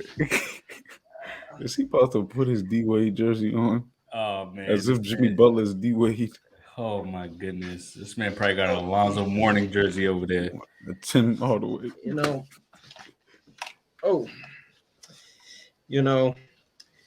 I had to go get this right quickly because I remember last week I think it was Jimmy that tried to rebuttal it. I said Jimmy Butler is a top 5 player in the league in the playoffs. Mhm. And Mr. Butler himself, he did his thing. So I had to give him some praise and go get his jersey and just bring it on the stream. Hey, let's start with them Bucks. Well, let's start with the Heat. Butler basically put up 100 points in 2 games. That's unheard of. He came 2 points shy. He finally got help in game 5. You had Bam with a triple double. You had Gabe Vincent came down and hit a big 3. It was just beautiful just watching this. And then the most beautiful thing I seen of them all, Jimmy Butler was telling Drew Holiday, "I own you," and I was just like, "Damn." You telling the best defender out who most people consider in the world the best defender, you can't do nothing with me. Giannis in the press conference, well, I wish we could have switched up the scheme, and I could have took him when he got tired. Well, why didn't you? Ain't nobody was stopping you. I didn't want to overstep the Budenholzer said that we need to. That's the scheme. I didn't want to overstep it. But now you up in the press conference all pissed off, sitting here trying to say this wasn't a failure. This was a colossal failure. Everybody had y'all projected as either winning the East or winning the finals, and you lost in the first round. I know a lot of people are going to try to say, "Oh, he didn't play 2 games." That's true. That is true. No, he was there for the first quarter and some of the second. We're not giving him that. I know a lot of people. Hey, but when he was in there, he was spanking that ass. Then I just don't see how it's not a failure. Y'all had 2 double digits leads into the fourth and 5th game, and then y'all let Jimmy Butler come back and spank that ass. And y'all had nothing for him. You just kept on watching. You kept on watching Drew Holiday get cooked. That's what he was. He was barbecue chicken up out there.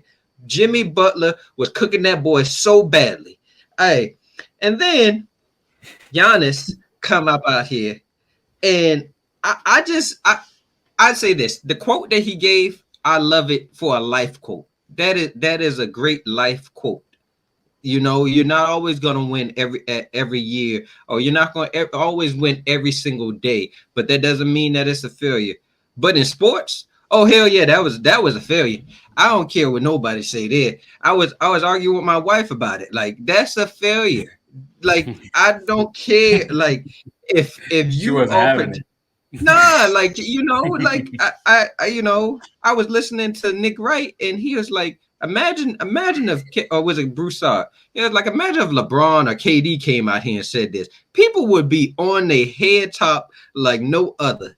But yet, since everybody like Giannis, I get what he's saying. But I mean, it is still a failure. But I get what he's saying. If there was somebody they didn't like, they would have been like, "Oh, he sounds stupid as hell." But yet, since y'all like Giannis, it's all cool. But let's get to some of this stuff that also transpired. I've had time to think about this. I've been hearing stuff, and it had me start thinking. And I never thought about it this way. The Bucks are lucky to win that championship, to be honest with you. They really should not have a championship if you want to keep it 100. Like, they was a toenail away of KD knocking their ass out. Then turned around. You didn't have Harden nor Kyrie. If they was there, the Bucks was going to get that ass smacked. And we could be talking about Kevin Durant and the Brooklyn Nets in a whole different light, to be honest with you. Probably is. If was a fifth, you like to bring up ifs, so we're ifing right now. You just said if Kyrie and James Harden was there, then okay. Well, how about this? What we did see, KD almost knocked the Bucks out by himself. Is that an accurate statement? That's an accurate statement. Okay, thank you for telling me that. Thank you, Darius. But Chris Middleton wasn't there last year, and the Celtics overcame. No, I ain't talking about last year. No, I'm talking about like every year someone's hurt. That's all I'm saying. That's true. That is definitely true. But not trying to hear that. Back to this right here. Then then I honestly don't think Budenholzer is a good coach. But then he came in the presser. I mean, he was talking all type of nonsense. Bruh said, "Ooh, I got so many notes here. I don't even know where I wrote his nonsense at." Jesus, all I'm gonna say, Jesus, where Budenholzer at stuff at? I can't remember exactly, but Budenholzer came up in there talking all type of nonsense. They asked him, "Oh, he had a timeout when after Butler hit the game tying shot to send in the overtime." He said the reporter asked, "Should you have took a timeout with 0.5 tenths left?" He said, "Yeah, we probably should have took a timeout." Well, duh, dumbass. Why wouldn't you advance the ball and try to at least get a game-winning shot off? That's the only smart, logical thing. Eric Spoelstra coach circles around this man, and I'm just here to say he is going to get fired this offseason. I don't know who their head coach is going to be, and then this roster is old. You got Chris Middleton, who's a free agent. Brook Lopez is a free agent. Now you're going to have to try to start replenishing some of this talent. And then, don't get me started on that last game winning shot. I mean, the supposed game winning shot. Yo, why Giannis look so scared of the ball? Why he wanted that ball out of his hand so quickly? That's what I'm trying to figure out. I'm just trying to figure out if he's supposed to be the best player in the world. I don't know who y'all follow on who's the best player in the world right now, but I know a lot of people was praising him as the best player in the world. I ain't never see KD throw that ball out his hand that fast. I ain't never seen Steph. I ain't never see Bron throw the ball out of his hand that quickly. And we know Bron, we know Bron ain't no knockdown free throw shooter when it come to the well, he's gotten a little bit better. But all I seen was Giannis about to create a whole turnover just because he wanted the ball out of his hand so quickly. Giannis is not the best player in the world to me. I'm sorry. He's one dimensional. I think Giannis. I think it's KD, to be honest with you. Also, I'm not high on Giannis as a defender no more, to be honest with you. I'm so tired of hearing Giannis is this best defender. He's a free safety. He will come out of nowhere and block your shit. Otherwise, he not. If you're that good at defending, why are you not going out there when Jimmy Butler is going off for 50? What he went for 56 and 42. Why are you not going out there and trying to do anything about that? Like I'm off of him as the best player. I'm off of him as this top defender. He's just a help defender to me. That's a really good. Wow. I don't even know where to start. As far as Giannis Antetokounmpo, you're shitting on him on a different level. But before I praise him, I will say because he's not a 3-level scorer, because he doesn't have the shot creating ability for himself, it sort of hinders him when it comes to taking the game over at the end. Chris Middleton has been one of their closers, Drew Holiday as well, and they are needed. And Chris Middleton is just now finding his funk, or just now was finding his funk, and I think that was crucial. But Budenholzer, that's who you really should know. And first, I want to say condolences to him because he lost his brother in a car accident before Game 4. So there's a lot of life pressure that was associated with what he was dealing with, on top of the Miami Heat, who's better in the playoffs. Eric Spoelstra, who's better than him in general. So, and Jimmy Butler, someone who can take the game over on 3 levels, and he's shown it before. So as far as closing ability, when a game needs to be closed, that's Milwaukee's one of their biggest weaknesses, because who do you truly rely on? And when Drew Holiday's strength is being neutralized or diminished to weakness, what do you lean on? As a defender first, Drew Holiday a lot of times allows his defense to create offense for him. And because he couldn't get going offensively, he was subpar too. Chris Middleton, he had maybe 2 good games. That's Chris Middleton. That's what he does regardless if he's coming off injury or not. Giannis Antetokounmpo's injury, and on top of his lack of skill when it comes to 3-level ability and taking the game over, is why this team lost. Without Tyler Hero, I agree, Miami Heat shouldn't have won. I don't even think they should have had a shot. But at the same time, with Giannis not being there for 2.5 games, according to Don, I mean, what do you expect out of the Bucks? But as far as the Miami Heat, you gotta, Jimmy. What's up, Jimmy? The Bucks should have been swept.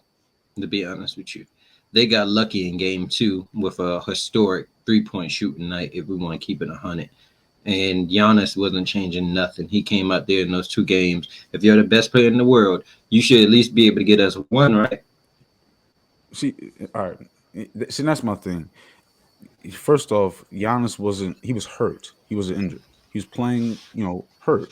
That's a big thing for a guy who doesn't have skill. He's an athletic guy. He's going downhill being physical. So while being hurt, it's gonna hurt him more so than someone who has a jumper who can beat you from multiple ways. He becomes more dimensional because he's hurt and he's not going to attack the same way, and he can't lean on something else. He has to get going by seeing the ball go in the basket, against the free throw line, and then he extends his range a little bit. But because he wasn't really able to do that, again because of that back, I think that sort of hindered him or crippled him from being able to give his all. And you talking about the zone defense, Miami knows how to defend him hurt or not. So it was a trickle down effect when it comes to that. But the main thing, Jimmy, who fault is that? I mean, I'm saying that he's one dimensional. Why isn't he a better jump shooter? Like a skill, like I was saying. But I'm saying why he hasn't. No, I'm saying he been in the league for he been in the league like what 9 years or something like that. Maybe he's improving like Lamar, not Jalen Hurts. I agree. Like seriously, like you just highlighted the points in which Lamar can't throw the ball, or the percentages isn't nice, and that's the same thing with Giannis' shooting percentage. I agree. I just wasn't expecting to hear you say he improving like Lamar and not Jalen Hurts. It's gradual. It's very gradual. That just sounds crazy. It's very gradual. It's not that Giannis can't shoot. He just is a very streaky guy. He's more of a rhythm guy, and which is weird to see. Like imagine Shaq. He has Shaq's physique on Orlando. Imagine Shaq trying to shoot. It's just the era in which he's in, but that means he needs a closer. Shaq needed to be with Kobe to close from. One more, my last interruption. I promise. You good.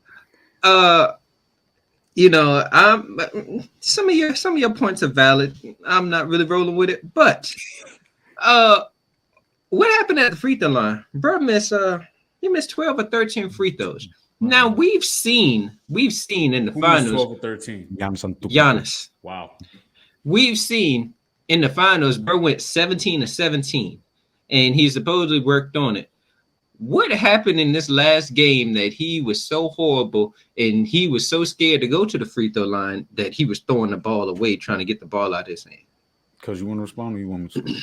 Go ahead, Jimmy. Yo, because this is what I was just trying to explain to you. If he's the guy who needs to see the ball go in the basket, he's not a natural pure shooter. He's not a natural pure scorer. He's a force that scores, and then that force also allows him to get to the free throw line and see the ball go in without a contest, which then allows him to stretch his range. But with him being hurt, I don't think he was attacking with the same fervor that he would before, which allowed him to get to the free throw line and knock it down. Yes, he got to the free throw line a lot, but your back, that affects your shooting for someone who can't shoot already.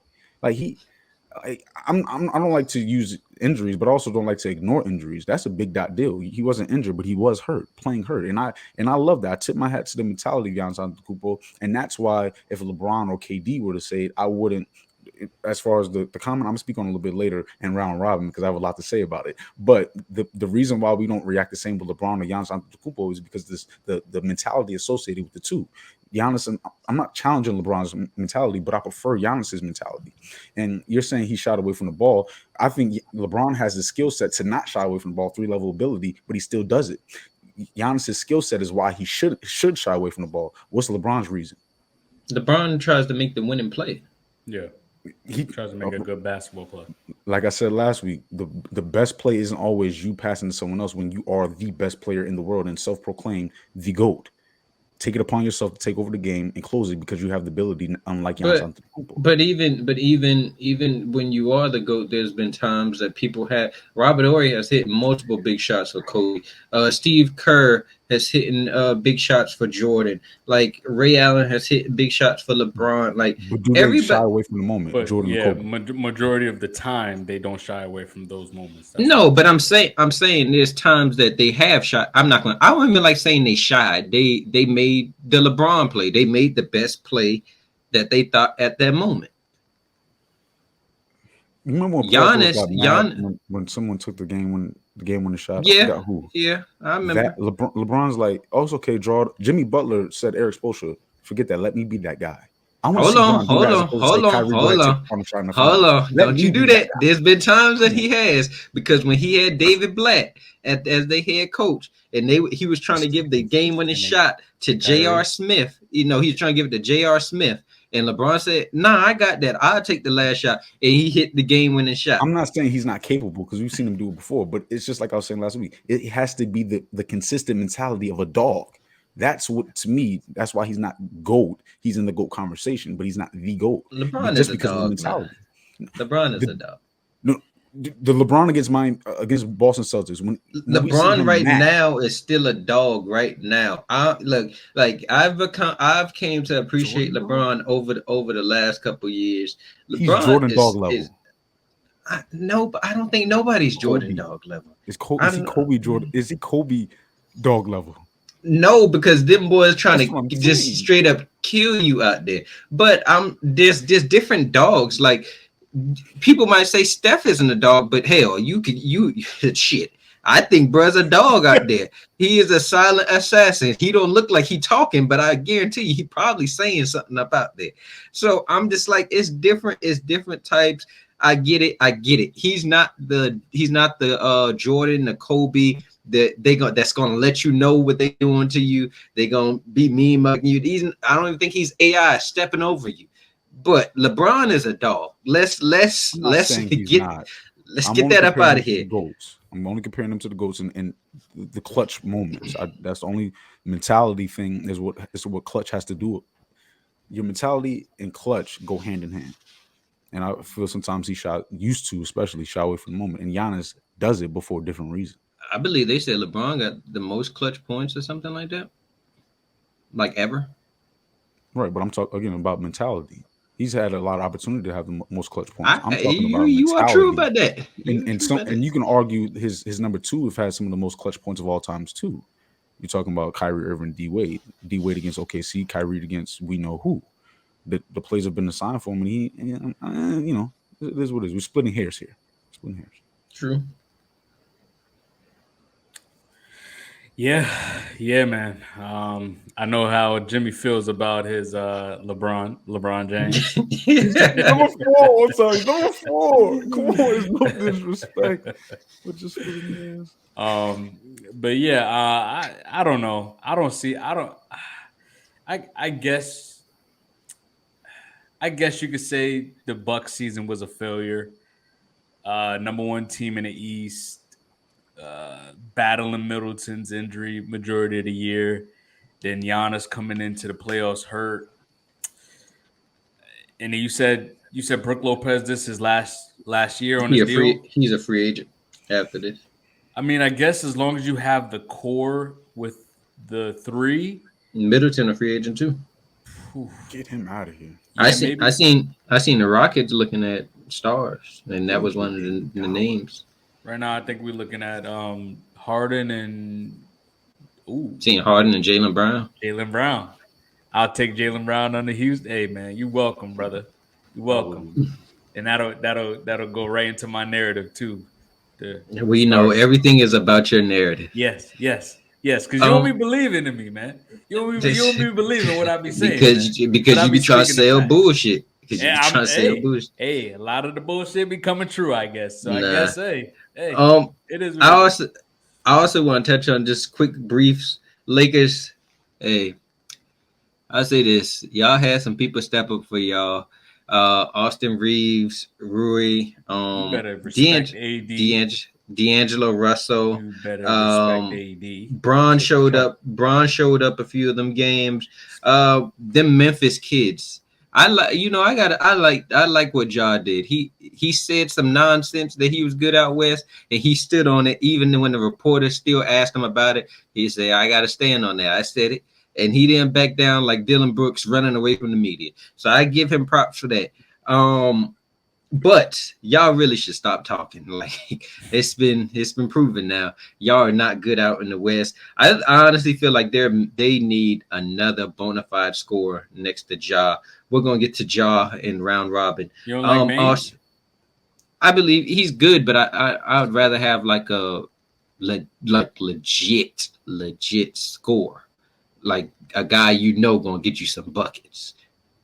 You know what I'm saying? And What do they really have the cap for? They would I mean, have you to gotta trade. get you You have give to away trade with away. Yeah, somebody. but so you're gonna have to give away. Well, no, Dylan Brooks is going after this season. Really? You don't think he will sign back with them? Hell to the no. I seen somebody say he might go to the Rockets. Yeah, don't say it. Yo, you play games. Also, just breezing by Cavs and Knicks. I'm going to speak some on this Cavs when Round Robin come.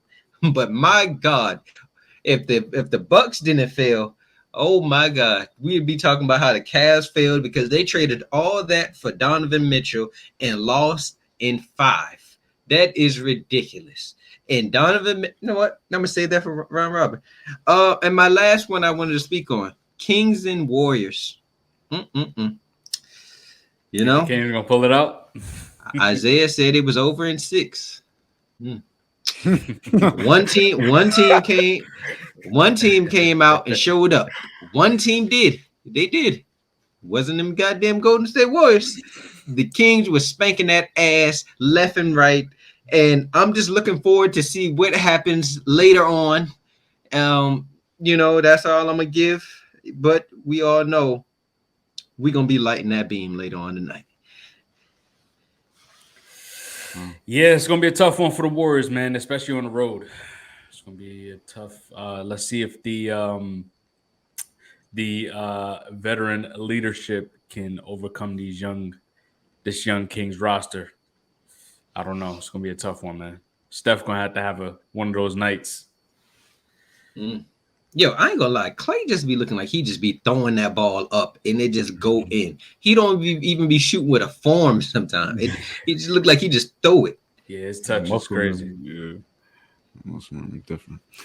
Man, as far as these series, T-Wolves blow it up, build around Ant the correct way, get those bigs out of here. This is not 2008, 2007. We need a restructure for the T-Wolves before Ant is on the Knicks or the Heat or I don't know, somewhere else because he deserves better.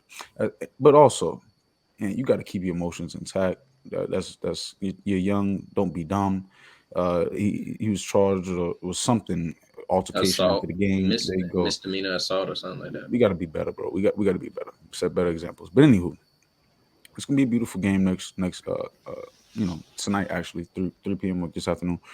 Warriors Kings, and I believe it will be a great series. It won't be great series, great game. It won't be a blowout. The last 2 games have been somewhat sense of blowouts. It got out of hand, and I believe of obviously the Warriors is who I got, and I believe history will, show to be what helps the Warriors to overcome. And from there, I like to go to the 76ers and the Nets.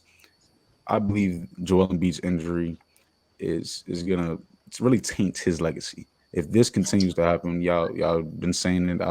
I jinxed it. Y'all jinxed it. Somebody jinxed it because the last couple of years he's been doing perfectly fine, except for the facial fracture last year against the Heat, which assisted in y'all winning that series too. Injuries, but anywho, the 76ers are in trouble if Joel Embiid's health is not intact. And James Harden, that means you have to step up, and I don't anticipate that happening. This is the postseason. We know how I feel about James Harden. Those Boston Celtics. I'm glad they had a little bit of adversity in round 1 because I believe it will prove for them to be better as the rounds mount on. I need Jason Tatum to step up. It was not a good round 1 for him.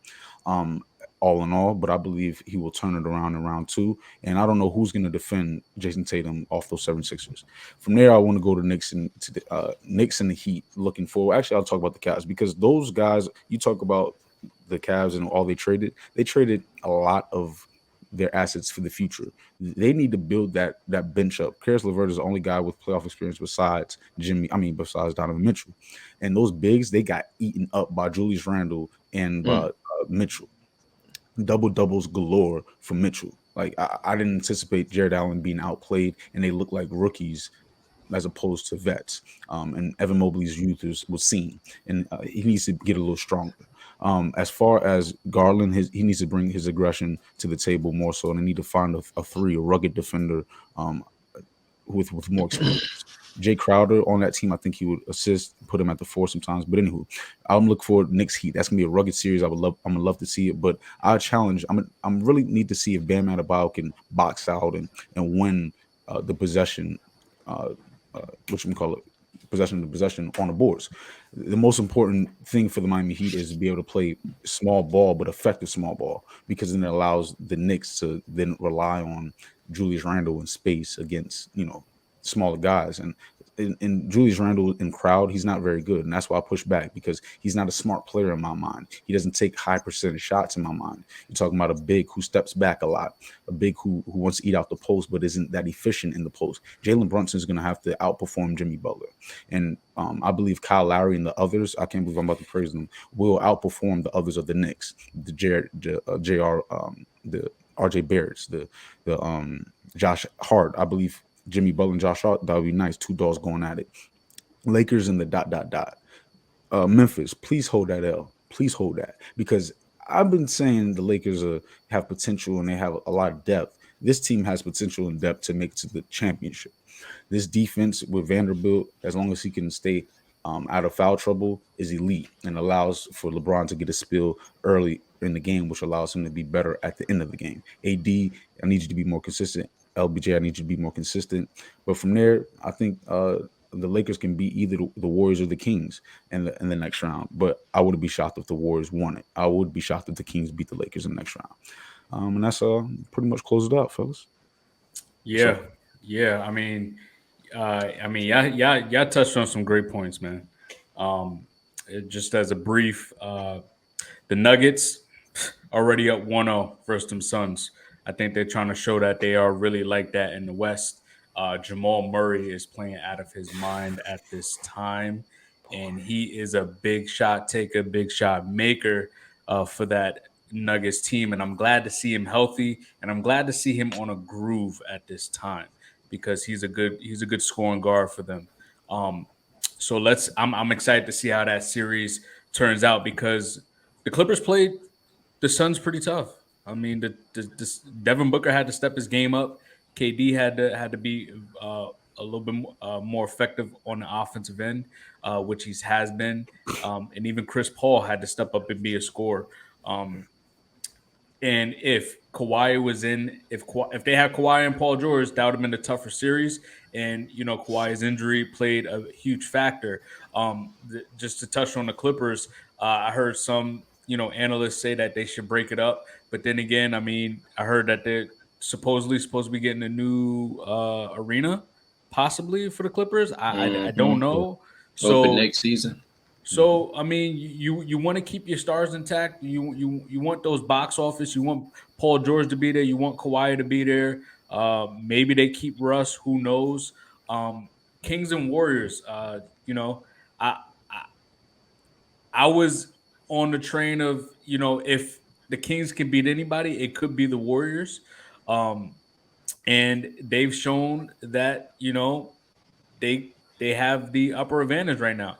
So I think Steph needs one of those games, and Clay has been very, very efficient on the court.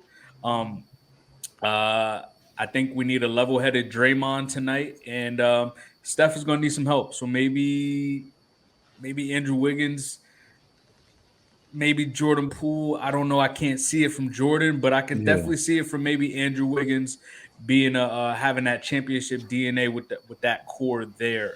Maybe a Kayvon Looney, maybe another a big night rebounding night from him. But I'm gonna stick with who I chose, and I'm gonna say the Kings is gonna pull this out, but it's gonna be a tough one. It's gonna be a good game. Lakers.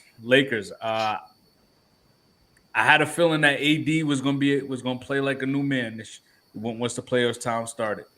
Did he? And yeah, he defensively he made a couple of clutch baskets, but Rui and Austin Reeves. Austin Reeves is playing with a lot of confidence, and Rui has been playing with a lot of confidence. And they gave the credit to LeBron. They said LeBron has given us this confidence, telling us to take the shots and saying that he believes in them. And that just goes to credit LeBron's leadership. Compared to, I know Jimmy isn't the biggest LeBron fan, but as far as a leader, he is a great leader to the teams he has played on. And I'm excited to see what they can do this gives LeBron and this Lakers team, AD, as far as the older vets, some time to rest while they have the game 7 between the Warriors and the Kings. Hawks, figure out what you want to do with Trae Young, but it seems like this isn't going to work out. They said he likely staying. He's likely staying. Wow. Yeah, because of his defensive liabilities. They said they don't know if the other teams would want to deal with that. You want to take him to Miami? Mm-mm. Be a good facilitator out there. I'm good. Okay. I told All you. right. I told you who I want. Shoot, send him to Boston. For what? Jaylen Brown. Who knows? I don't know. You would. No. Yeah. See, this is why I be saying Darius just be chat. Cause what? Hey man. Nah, Boston. They got the Sixers. The Embiid being hurt is a huge loss, and I think that this might end in 5. This might end in 5. And that'll be nice. That'll give Boston a little confidence. And I am excited to see this Knicks versus Heat matchup. I want to see if Julius Randle could really get down there and handle Kim and bang with Bam. You gotta see if he playing. Who, Julius or Bam? Yeah, he twisted his ankle their last game versus the Cavs. And I want to know who's going to stop Jimmy, man, because Jimmy's on a tear right now. Jimmy's on a mission. Brunson, I believe in him, but he's going to have to step up his offense a little bit. And this is going to be a tough series because the Heat is going to give it to them defensively, and we got to see if the Knicks going to step up and continue to play ball. The Bulls, not the Bulls. The Cavs. Sorry, I don't think it's a failure of a season. They're still young. So I think you give them another year to develop. Give them another year to build off and learn off each other. And I mean, they got the 2 bigs down in the paint, shot blockers, paint defenders, paint protectors. And like Jimmy said, Garland has to be a little bit more aggressive. Taking 13 shots a game, I mean, that ain't gonna cut it from the number 2 of my offense. So Donovan Mitchell, I mean, he's a baller. So I mean Could have fooled me. Gosh. You a hater, man. Don't be hating on that, man. I'm not. I just heard that he was the real Donovan, and the real Donovan would have never choked like that in the playoff. You would have never dropped 2 50-point playoff games ever. You right. I would have dropped 60. And he did it. He had 60. Oh man. Nah, this So yeah, it's been a good playoff so far. It definitely has. All right, let's end it off with the round robin. Y'all want to start this off?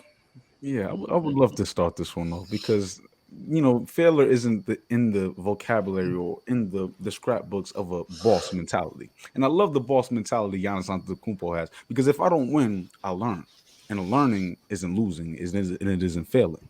It allows me to have a realistic, walk of life or walk of sports. Shaq, he said it. Well, he won 4 in 20 years or something. What, Charles Barkley never won? Is he a failure? His whole career is a failure. No. There's certain things he won to put him at the prestigious place that he is. Charles Barkley, the entertainer. Charles Barkley, the basketball mind on TNT. I believe failure is overblown and a boss mentality is not shown enough in today's society. I believe a lot of times material things and things behind me like trophies is the only thing people are looking forward to as opposed to mindset growth. And mindset growth is what Giannis is able to show to the entrepreneur, the CEO, the GM, the ball boy, the number 2 on the team, the role player, Udonis Haslem. I believe that mentality as a boss needs to be adopted more so as opposed to the mentality of a failure, which is someone who sees negativity and doesn't look at growth on how to become better.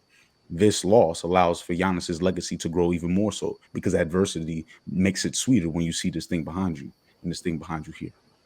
But that's all I got to say about that. Yeah, I could agree. If anybody can do it, I think Giannis is one of those mentally tough players in the league that he's going to come in with a vengeance. And And I think the injury definitely bothered him, which is why he tried to play through it, because he couldn't just sit back and sit out and allow his team to go out without him. So it just shows, his mentality to, get out there and do whatever it takes for his team. And I think they're going to bounce back. I mean, when you still got one of the best players in the world, you always have a chance. I mean, they've damn near been the number 1 team in the East, number 2 team in the East for the last 4 years. So I can see a bounce back happening. You keep Drew. Maybe you find another piece from Middleton because he's been battling injuries for the last couple of years. And I don't know, maybe Brook Lopez comes back on a cheaper deal. Who knows?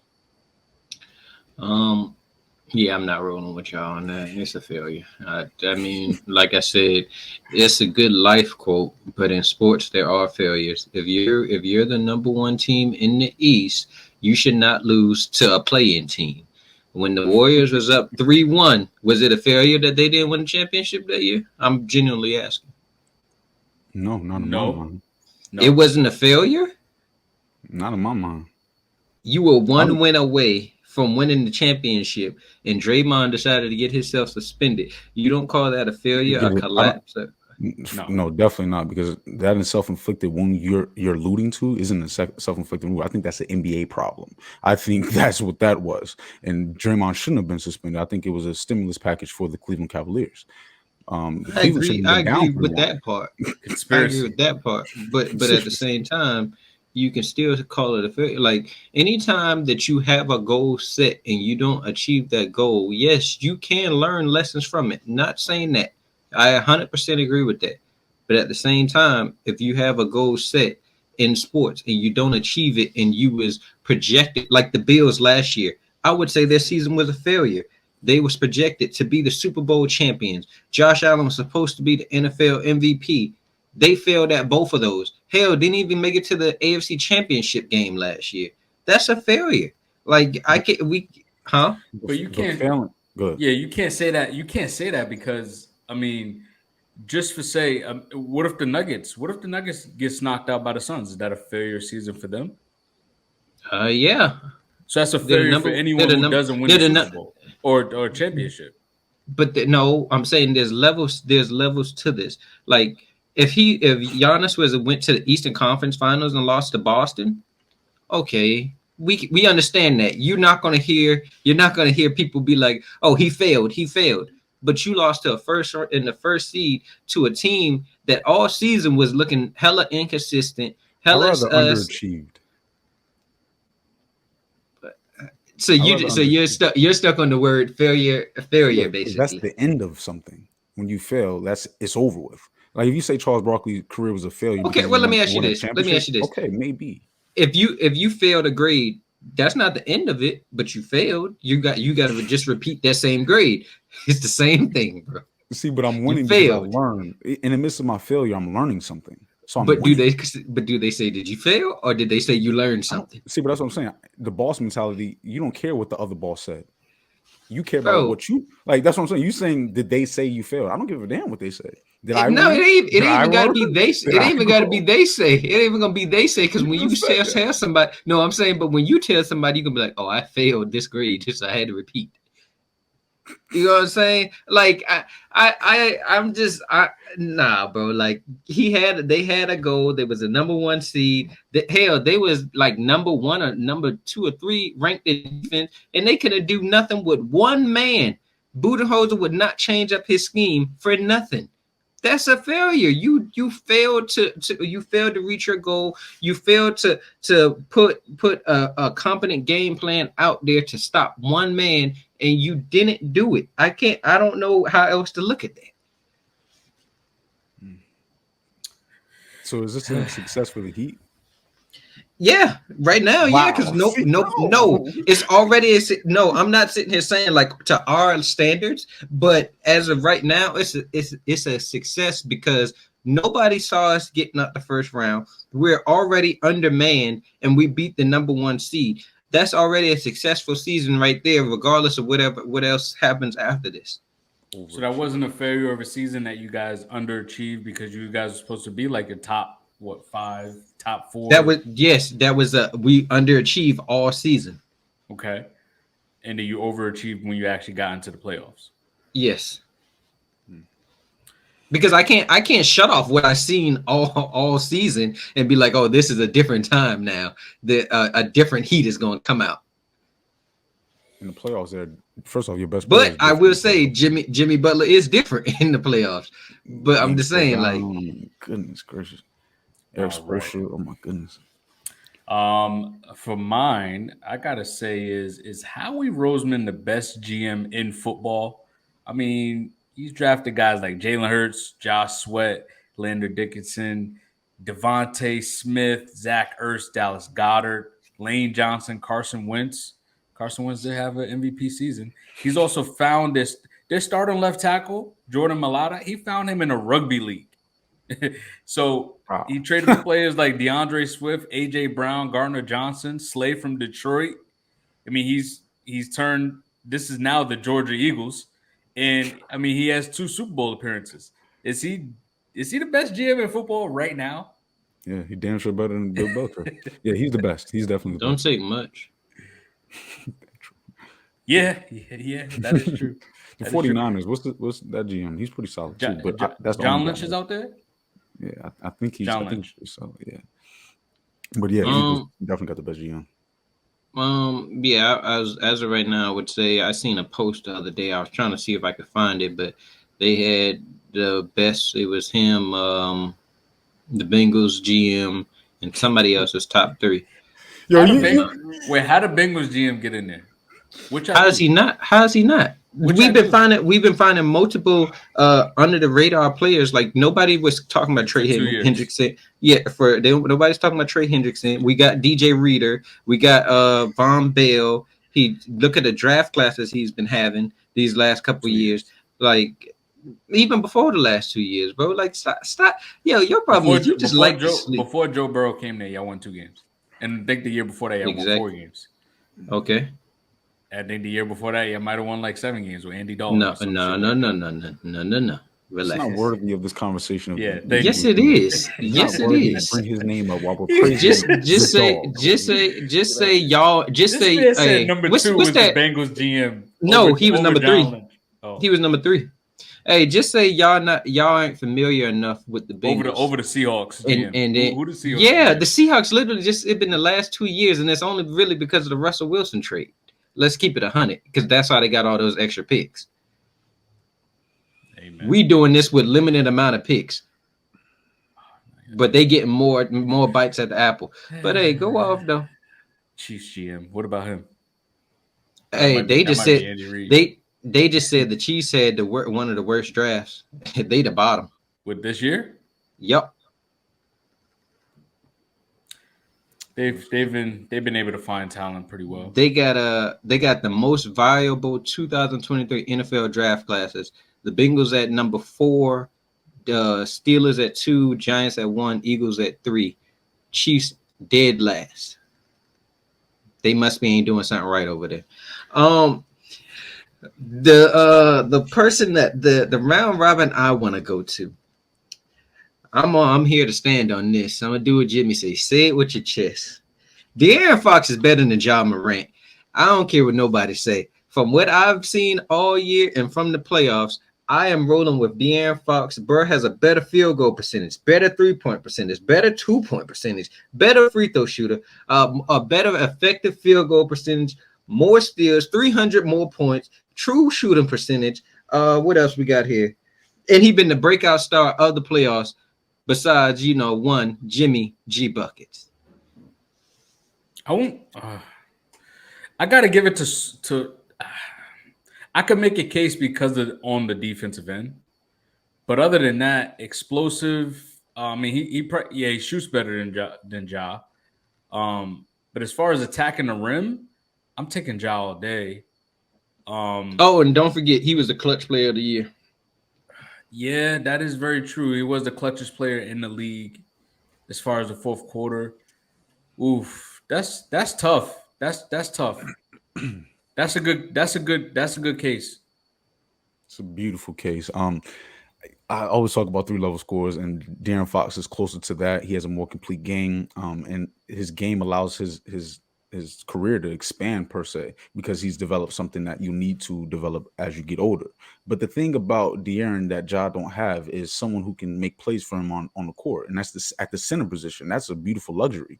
You're talking about Demonis Sabonis. He hasn't had the best series, but his playmaking is always felt. His the way he extends the defense is always felt, and he's not even doing it in the shooting aspect. It's a playmaking aspect, dribble handoffs and things of that nature. So it allows De'Aaron Fox to get downhill into more space because there's less defenders to create to guard him, and then you got more shooters on that team.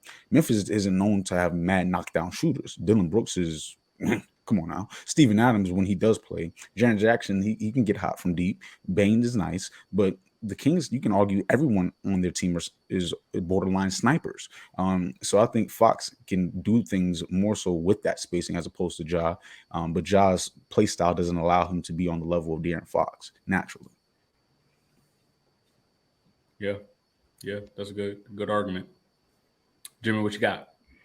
For me, I want to talk about the WNBA and what we can do as media personalities to be able to assist and fans gravitating towards watching them more, because there's more incentive in being a college athlete playing basketball as a female as opposed to playing in the WNBA. And then even overseas, we are now seeing people, we've seen Brittany Griner say she doesn't want to play overseas for obvious reasons or whatever case may be. But the simple fact that there's more incentives to play overseas, basketball is an American thing, number one, first.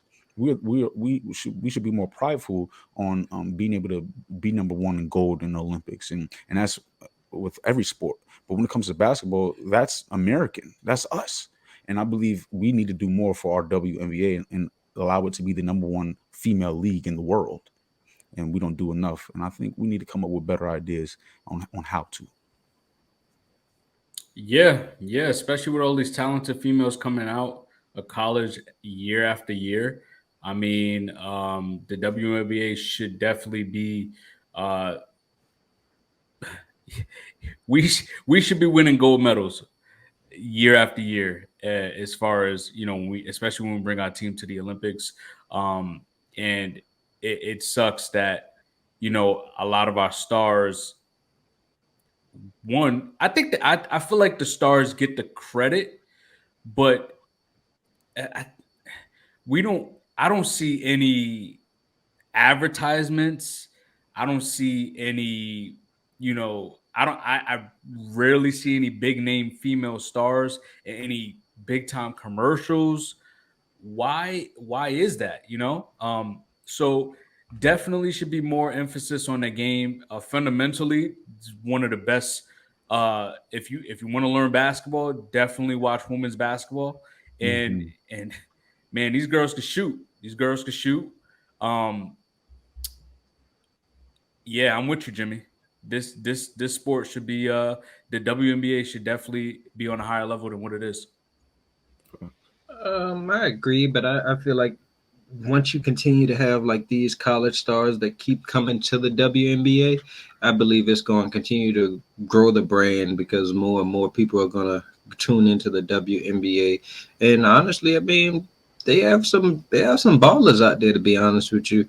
I just feel like it just needs to be, I guess, branded more. And I guess they need to bring more money into the WNBA. I don't know how that would work, but WNBA needs to have more money come into it so the stars or even like the role players don't have to go play overseas and get into like a Brittany Griner situation. You know what I'm saying? Yeah. All right. Seahawks hit on every meaningful position in the draft except quarterback. What's a successful season for Geno, and how will it pan out? How will what pan out? His season, is this like a make or break for him? Does he get another opportunity after this? Is this a sophomore slump? Because this is his best season since he's been a pro. This is his best team he's been on. I think he's gonna be straight. Geno, I'm not sitting here saying like he's one of these high-end quarterbacks, but I believe he led the league in completion percentage.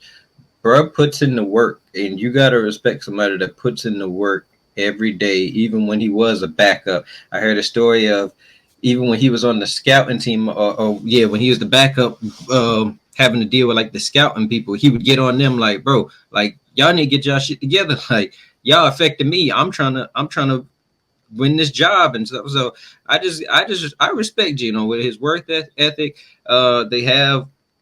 They put some talent around him. So I like I told you earlier, I can see the Seahawks being the fourth best team out there in the NFC. Fourth, wow.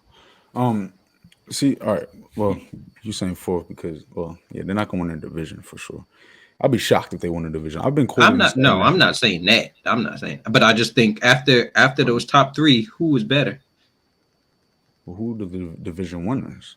Because So you got AFC, you got the 49ers, you got the Eagles, you got the Vikings, and then whoever wins the NFC. And then South. you still, I didn't even consider the Vikings, and I didn't consider the NFC South. Well, they get the four top seeds. So no, but I'm saying just as I wasn't saying like this is where they're gonna be at in the standings. I was saying just like how the Cowboys had a better record than the NFC South team last year, but that doesn't mean that the bum ass Bucks was better than the Cowboys. I'm just saying like I believe the Seahawks will be the fourth best team. I think they'll be better than the Vikings. I think they'll be better than the Giants or anybody that comes out the NFC South.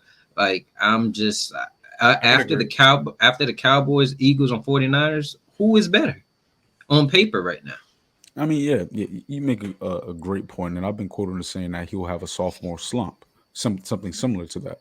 And I don't believe that's the case anymore. As long as he can take care of the ball, and they have a defense that can potentially, and first off, that run game might just be even more legit than last year. So that's something to be seen because they won't be able to stack the box, and then you have someone who a route. Someone who's precise with their route running in between the numbers, so that'll make it easier for Gino to eat, sort of like what a tight end brings you in the middle of the field. So I think that really will assist him in being able to have a go-to target. And then you talking about Bobby Wagner, the leader of the defense, being able to allow these. God, they brought back Bobby. He's gonna elevate these guys. These young guys are gonna develop even faster. They get Brooks back. Who? Yeah, Brooks. Yeah. Mm-hmm. If they do this will allow Pete Carroll's career to potentially be extended because the lack of stress and rebuilding will allow him to potentially just hope to win. And if Gino is the biggest weakness, I think he won't have opportunity next year with them. But if he's not the reason they're losing and they have other struggles and that's why they're not at the promised land, I think he'll stay. Yeah, and we forget that they got two. They started two rookie left tackle, right tackle last year, and also they still got Noah Fant at the tight end position. I'm a cut one of mine. I'm gonna just shine light on it. I like the Ime Udoka hire for the Rockets. I give y'all props for that one. Nice. I believe he's gonna bring some discipline and some defense to that team because. I mean, it looked like they were just running over Steven Silas last year. I ain't gonna lie to you. But my main one I want to touch on the Cavaliers. The Cavaliers and Donovan Mitchell was overrated. They really shouldn't have made that trade because they act like they was one piece away when they look like they multiple pieces away from even being a contender out in the East. They was fraudulent all season. I mean, even some of the numbers Donovan Mitchell put up in this playoff, he had 38 his first game, 17, 22, 11, and 28. What are we going to do with that if you're supposed to be the superstar and the guy? Yeah, I mean, but they also don't have another scorer besides him because Garland. Darius Garland. He don't compare to Tyrese Maxey, for example. Like he is better than Tyrese Maxey. Relax. As a player, yes. Right, but as other an overall player, yeah. Other teams have better number 2 and 3s. Yeah, but that ain't got nothing to do with how he was performing out there. They wasn't like they was. Utah. Nah, bro was putting up numbers with Utah. No, I'm saying as far as his help. Like yeah. Yeah, He's always been asked to do so much, and he's still asked to do so much on the Cavs. I just feel like the trade was kind of overrated, and I feel like we might have gassed playoff Mitchell a little bit too much because once he came across a defensive-minded coach, we saw it was no more of that mess that he was doing before. Yeah, but he's surrounded around defensive-minded players on his team as well. So he's really only the real natural scorer on his team. Yeah, I'm Who shocked. Who fault is that? Because we just seen Jimmy Butler not around any scores either, and you see what he But did. he's in the system, a proven system, with a versatile center. But before the playoffs, who would you have took? Would you have took the Cavs or the Heat? Obviously the Cavs, especially based off matchup. Exactly. So we can't sit here and be like, "Oh, the system," because the system we wouldn't be praising the Heat right now if they would have got beat by the Bucks. It was just a simple fact that Jimmy Butler took over his matchup, and Donovan Mitchell couldn't. But it wouldn't be a shocker if the Heat beat the Knicks either, though. If the Cavs beat the Bucks, you'd be like, "What?" Oh, Knicks fans. I've been hearing a whole bunch of y'all not worried about the Heat. Let me be the first one to tell y'all. We spanking y'all ass in 6. And let me let you know this right now. Spike, you better sit your ass down. Because Jimmy G Buckets is coming in the building and he dropping what Stephen A like to say, he dropping 40 on y'all ass. And I can guarantee that. I promise you that. You giving him a 40 piece? I believe he 40, will at some point. 40 and maybe some rebounds, some assists. Possibly. RJ Barrett. Oh, Star Barrett. Star J. Star. What is it? Star J? That's what it is. Star J. Right Kyle Lowry. Oh, what y'all? Who else y'all banking up? Oh, y'all think Jalen Brunson gonna be able to do that mess that he did against the Knicks? I mean, against the Cavs to us? It's gonna be tough. Oh, I cannot wait till 1 o'clock today. See, and that's the thing about y'all Heat. When Tyler Hero's out the game, y'all defense improves. So y'all got to really show it. Get stops. Oh yeah. Fellas. This was another good one, man. Another good one. We appreciate y'all for tuning in. Definitely hit us up. YouTube, Instagram, Facebook, Twitter, TikTok. Come check us out on TikTok where you'll get the most fan interaction, which is phenomenal. We love it. Guys, great episode. We appreciate everyone for tuning in. You guys already know. Until next time, we out. Yep. We go. It's that COMEUP. Stand back while I do me. I'm the King James of this era. Do my best to be 2-3. You see the metaphoric beat destroying MC. They had to wait his turn, sit and learn from the OGs, but slowly I had myself out like a slow leak. It take paper to make paper. So I'm speaking from this loose leaf. Damn. I ain't even gotta talk about it. They said you public in the basement, but your songs is private. Bring back the monster, the one that you keep locked in. Shit, I ain't gotta score the points. Look at John Stockton. I put my niggas on just so they can make a profit. But for now, I ain't get up and play that monster in the closet.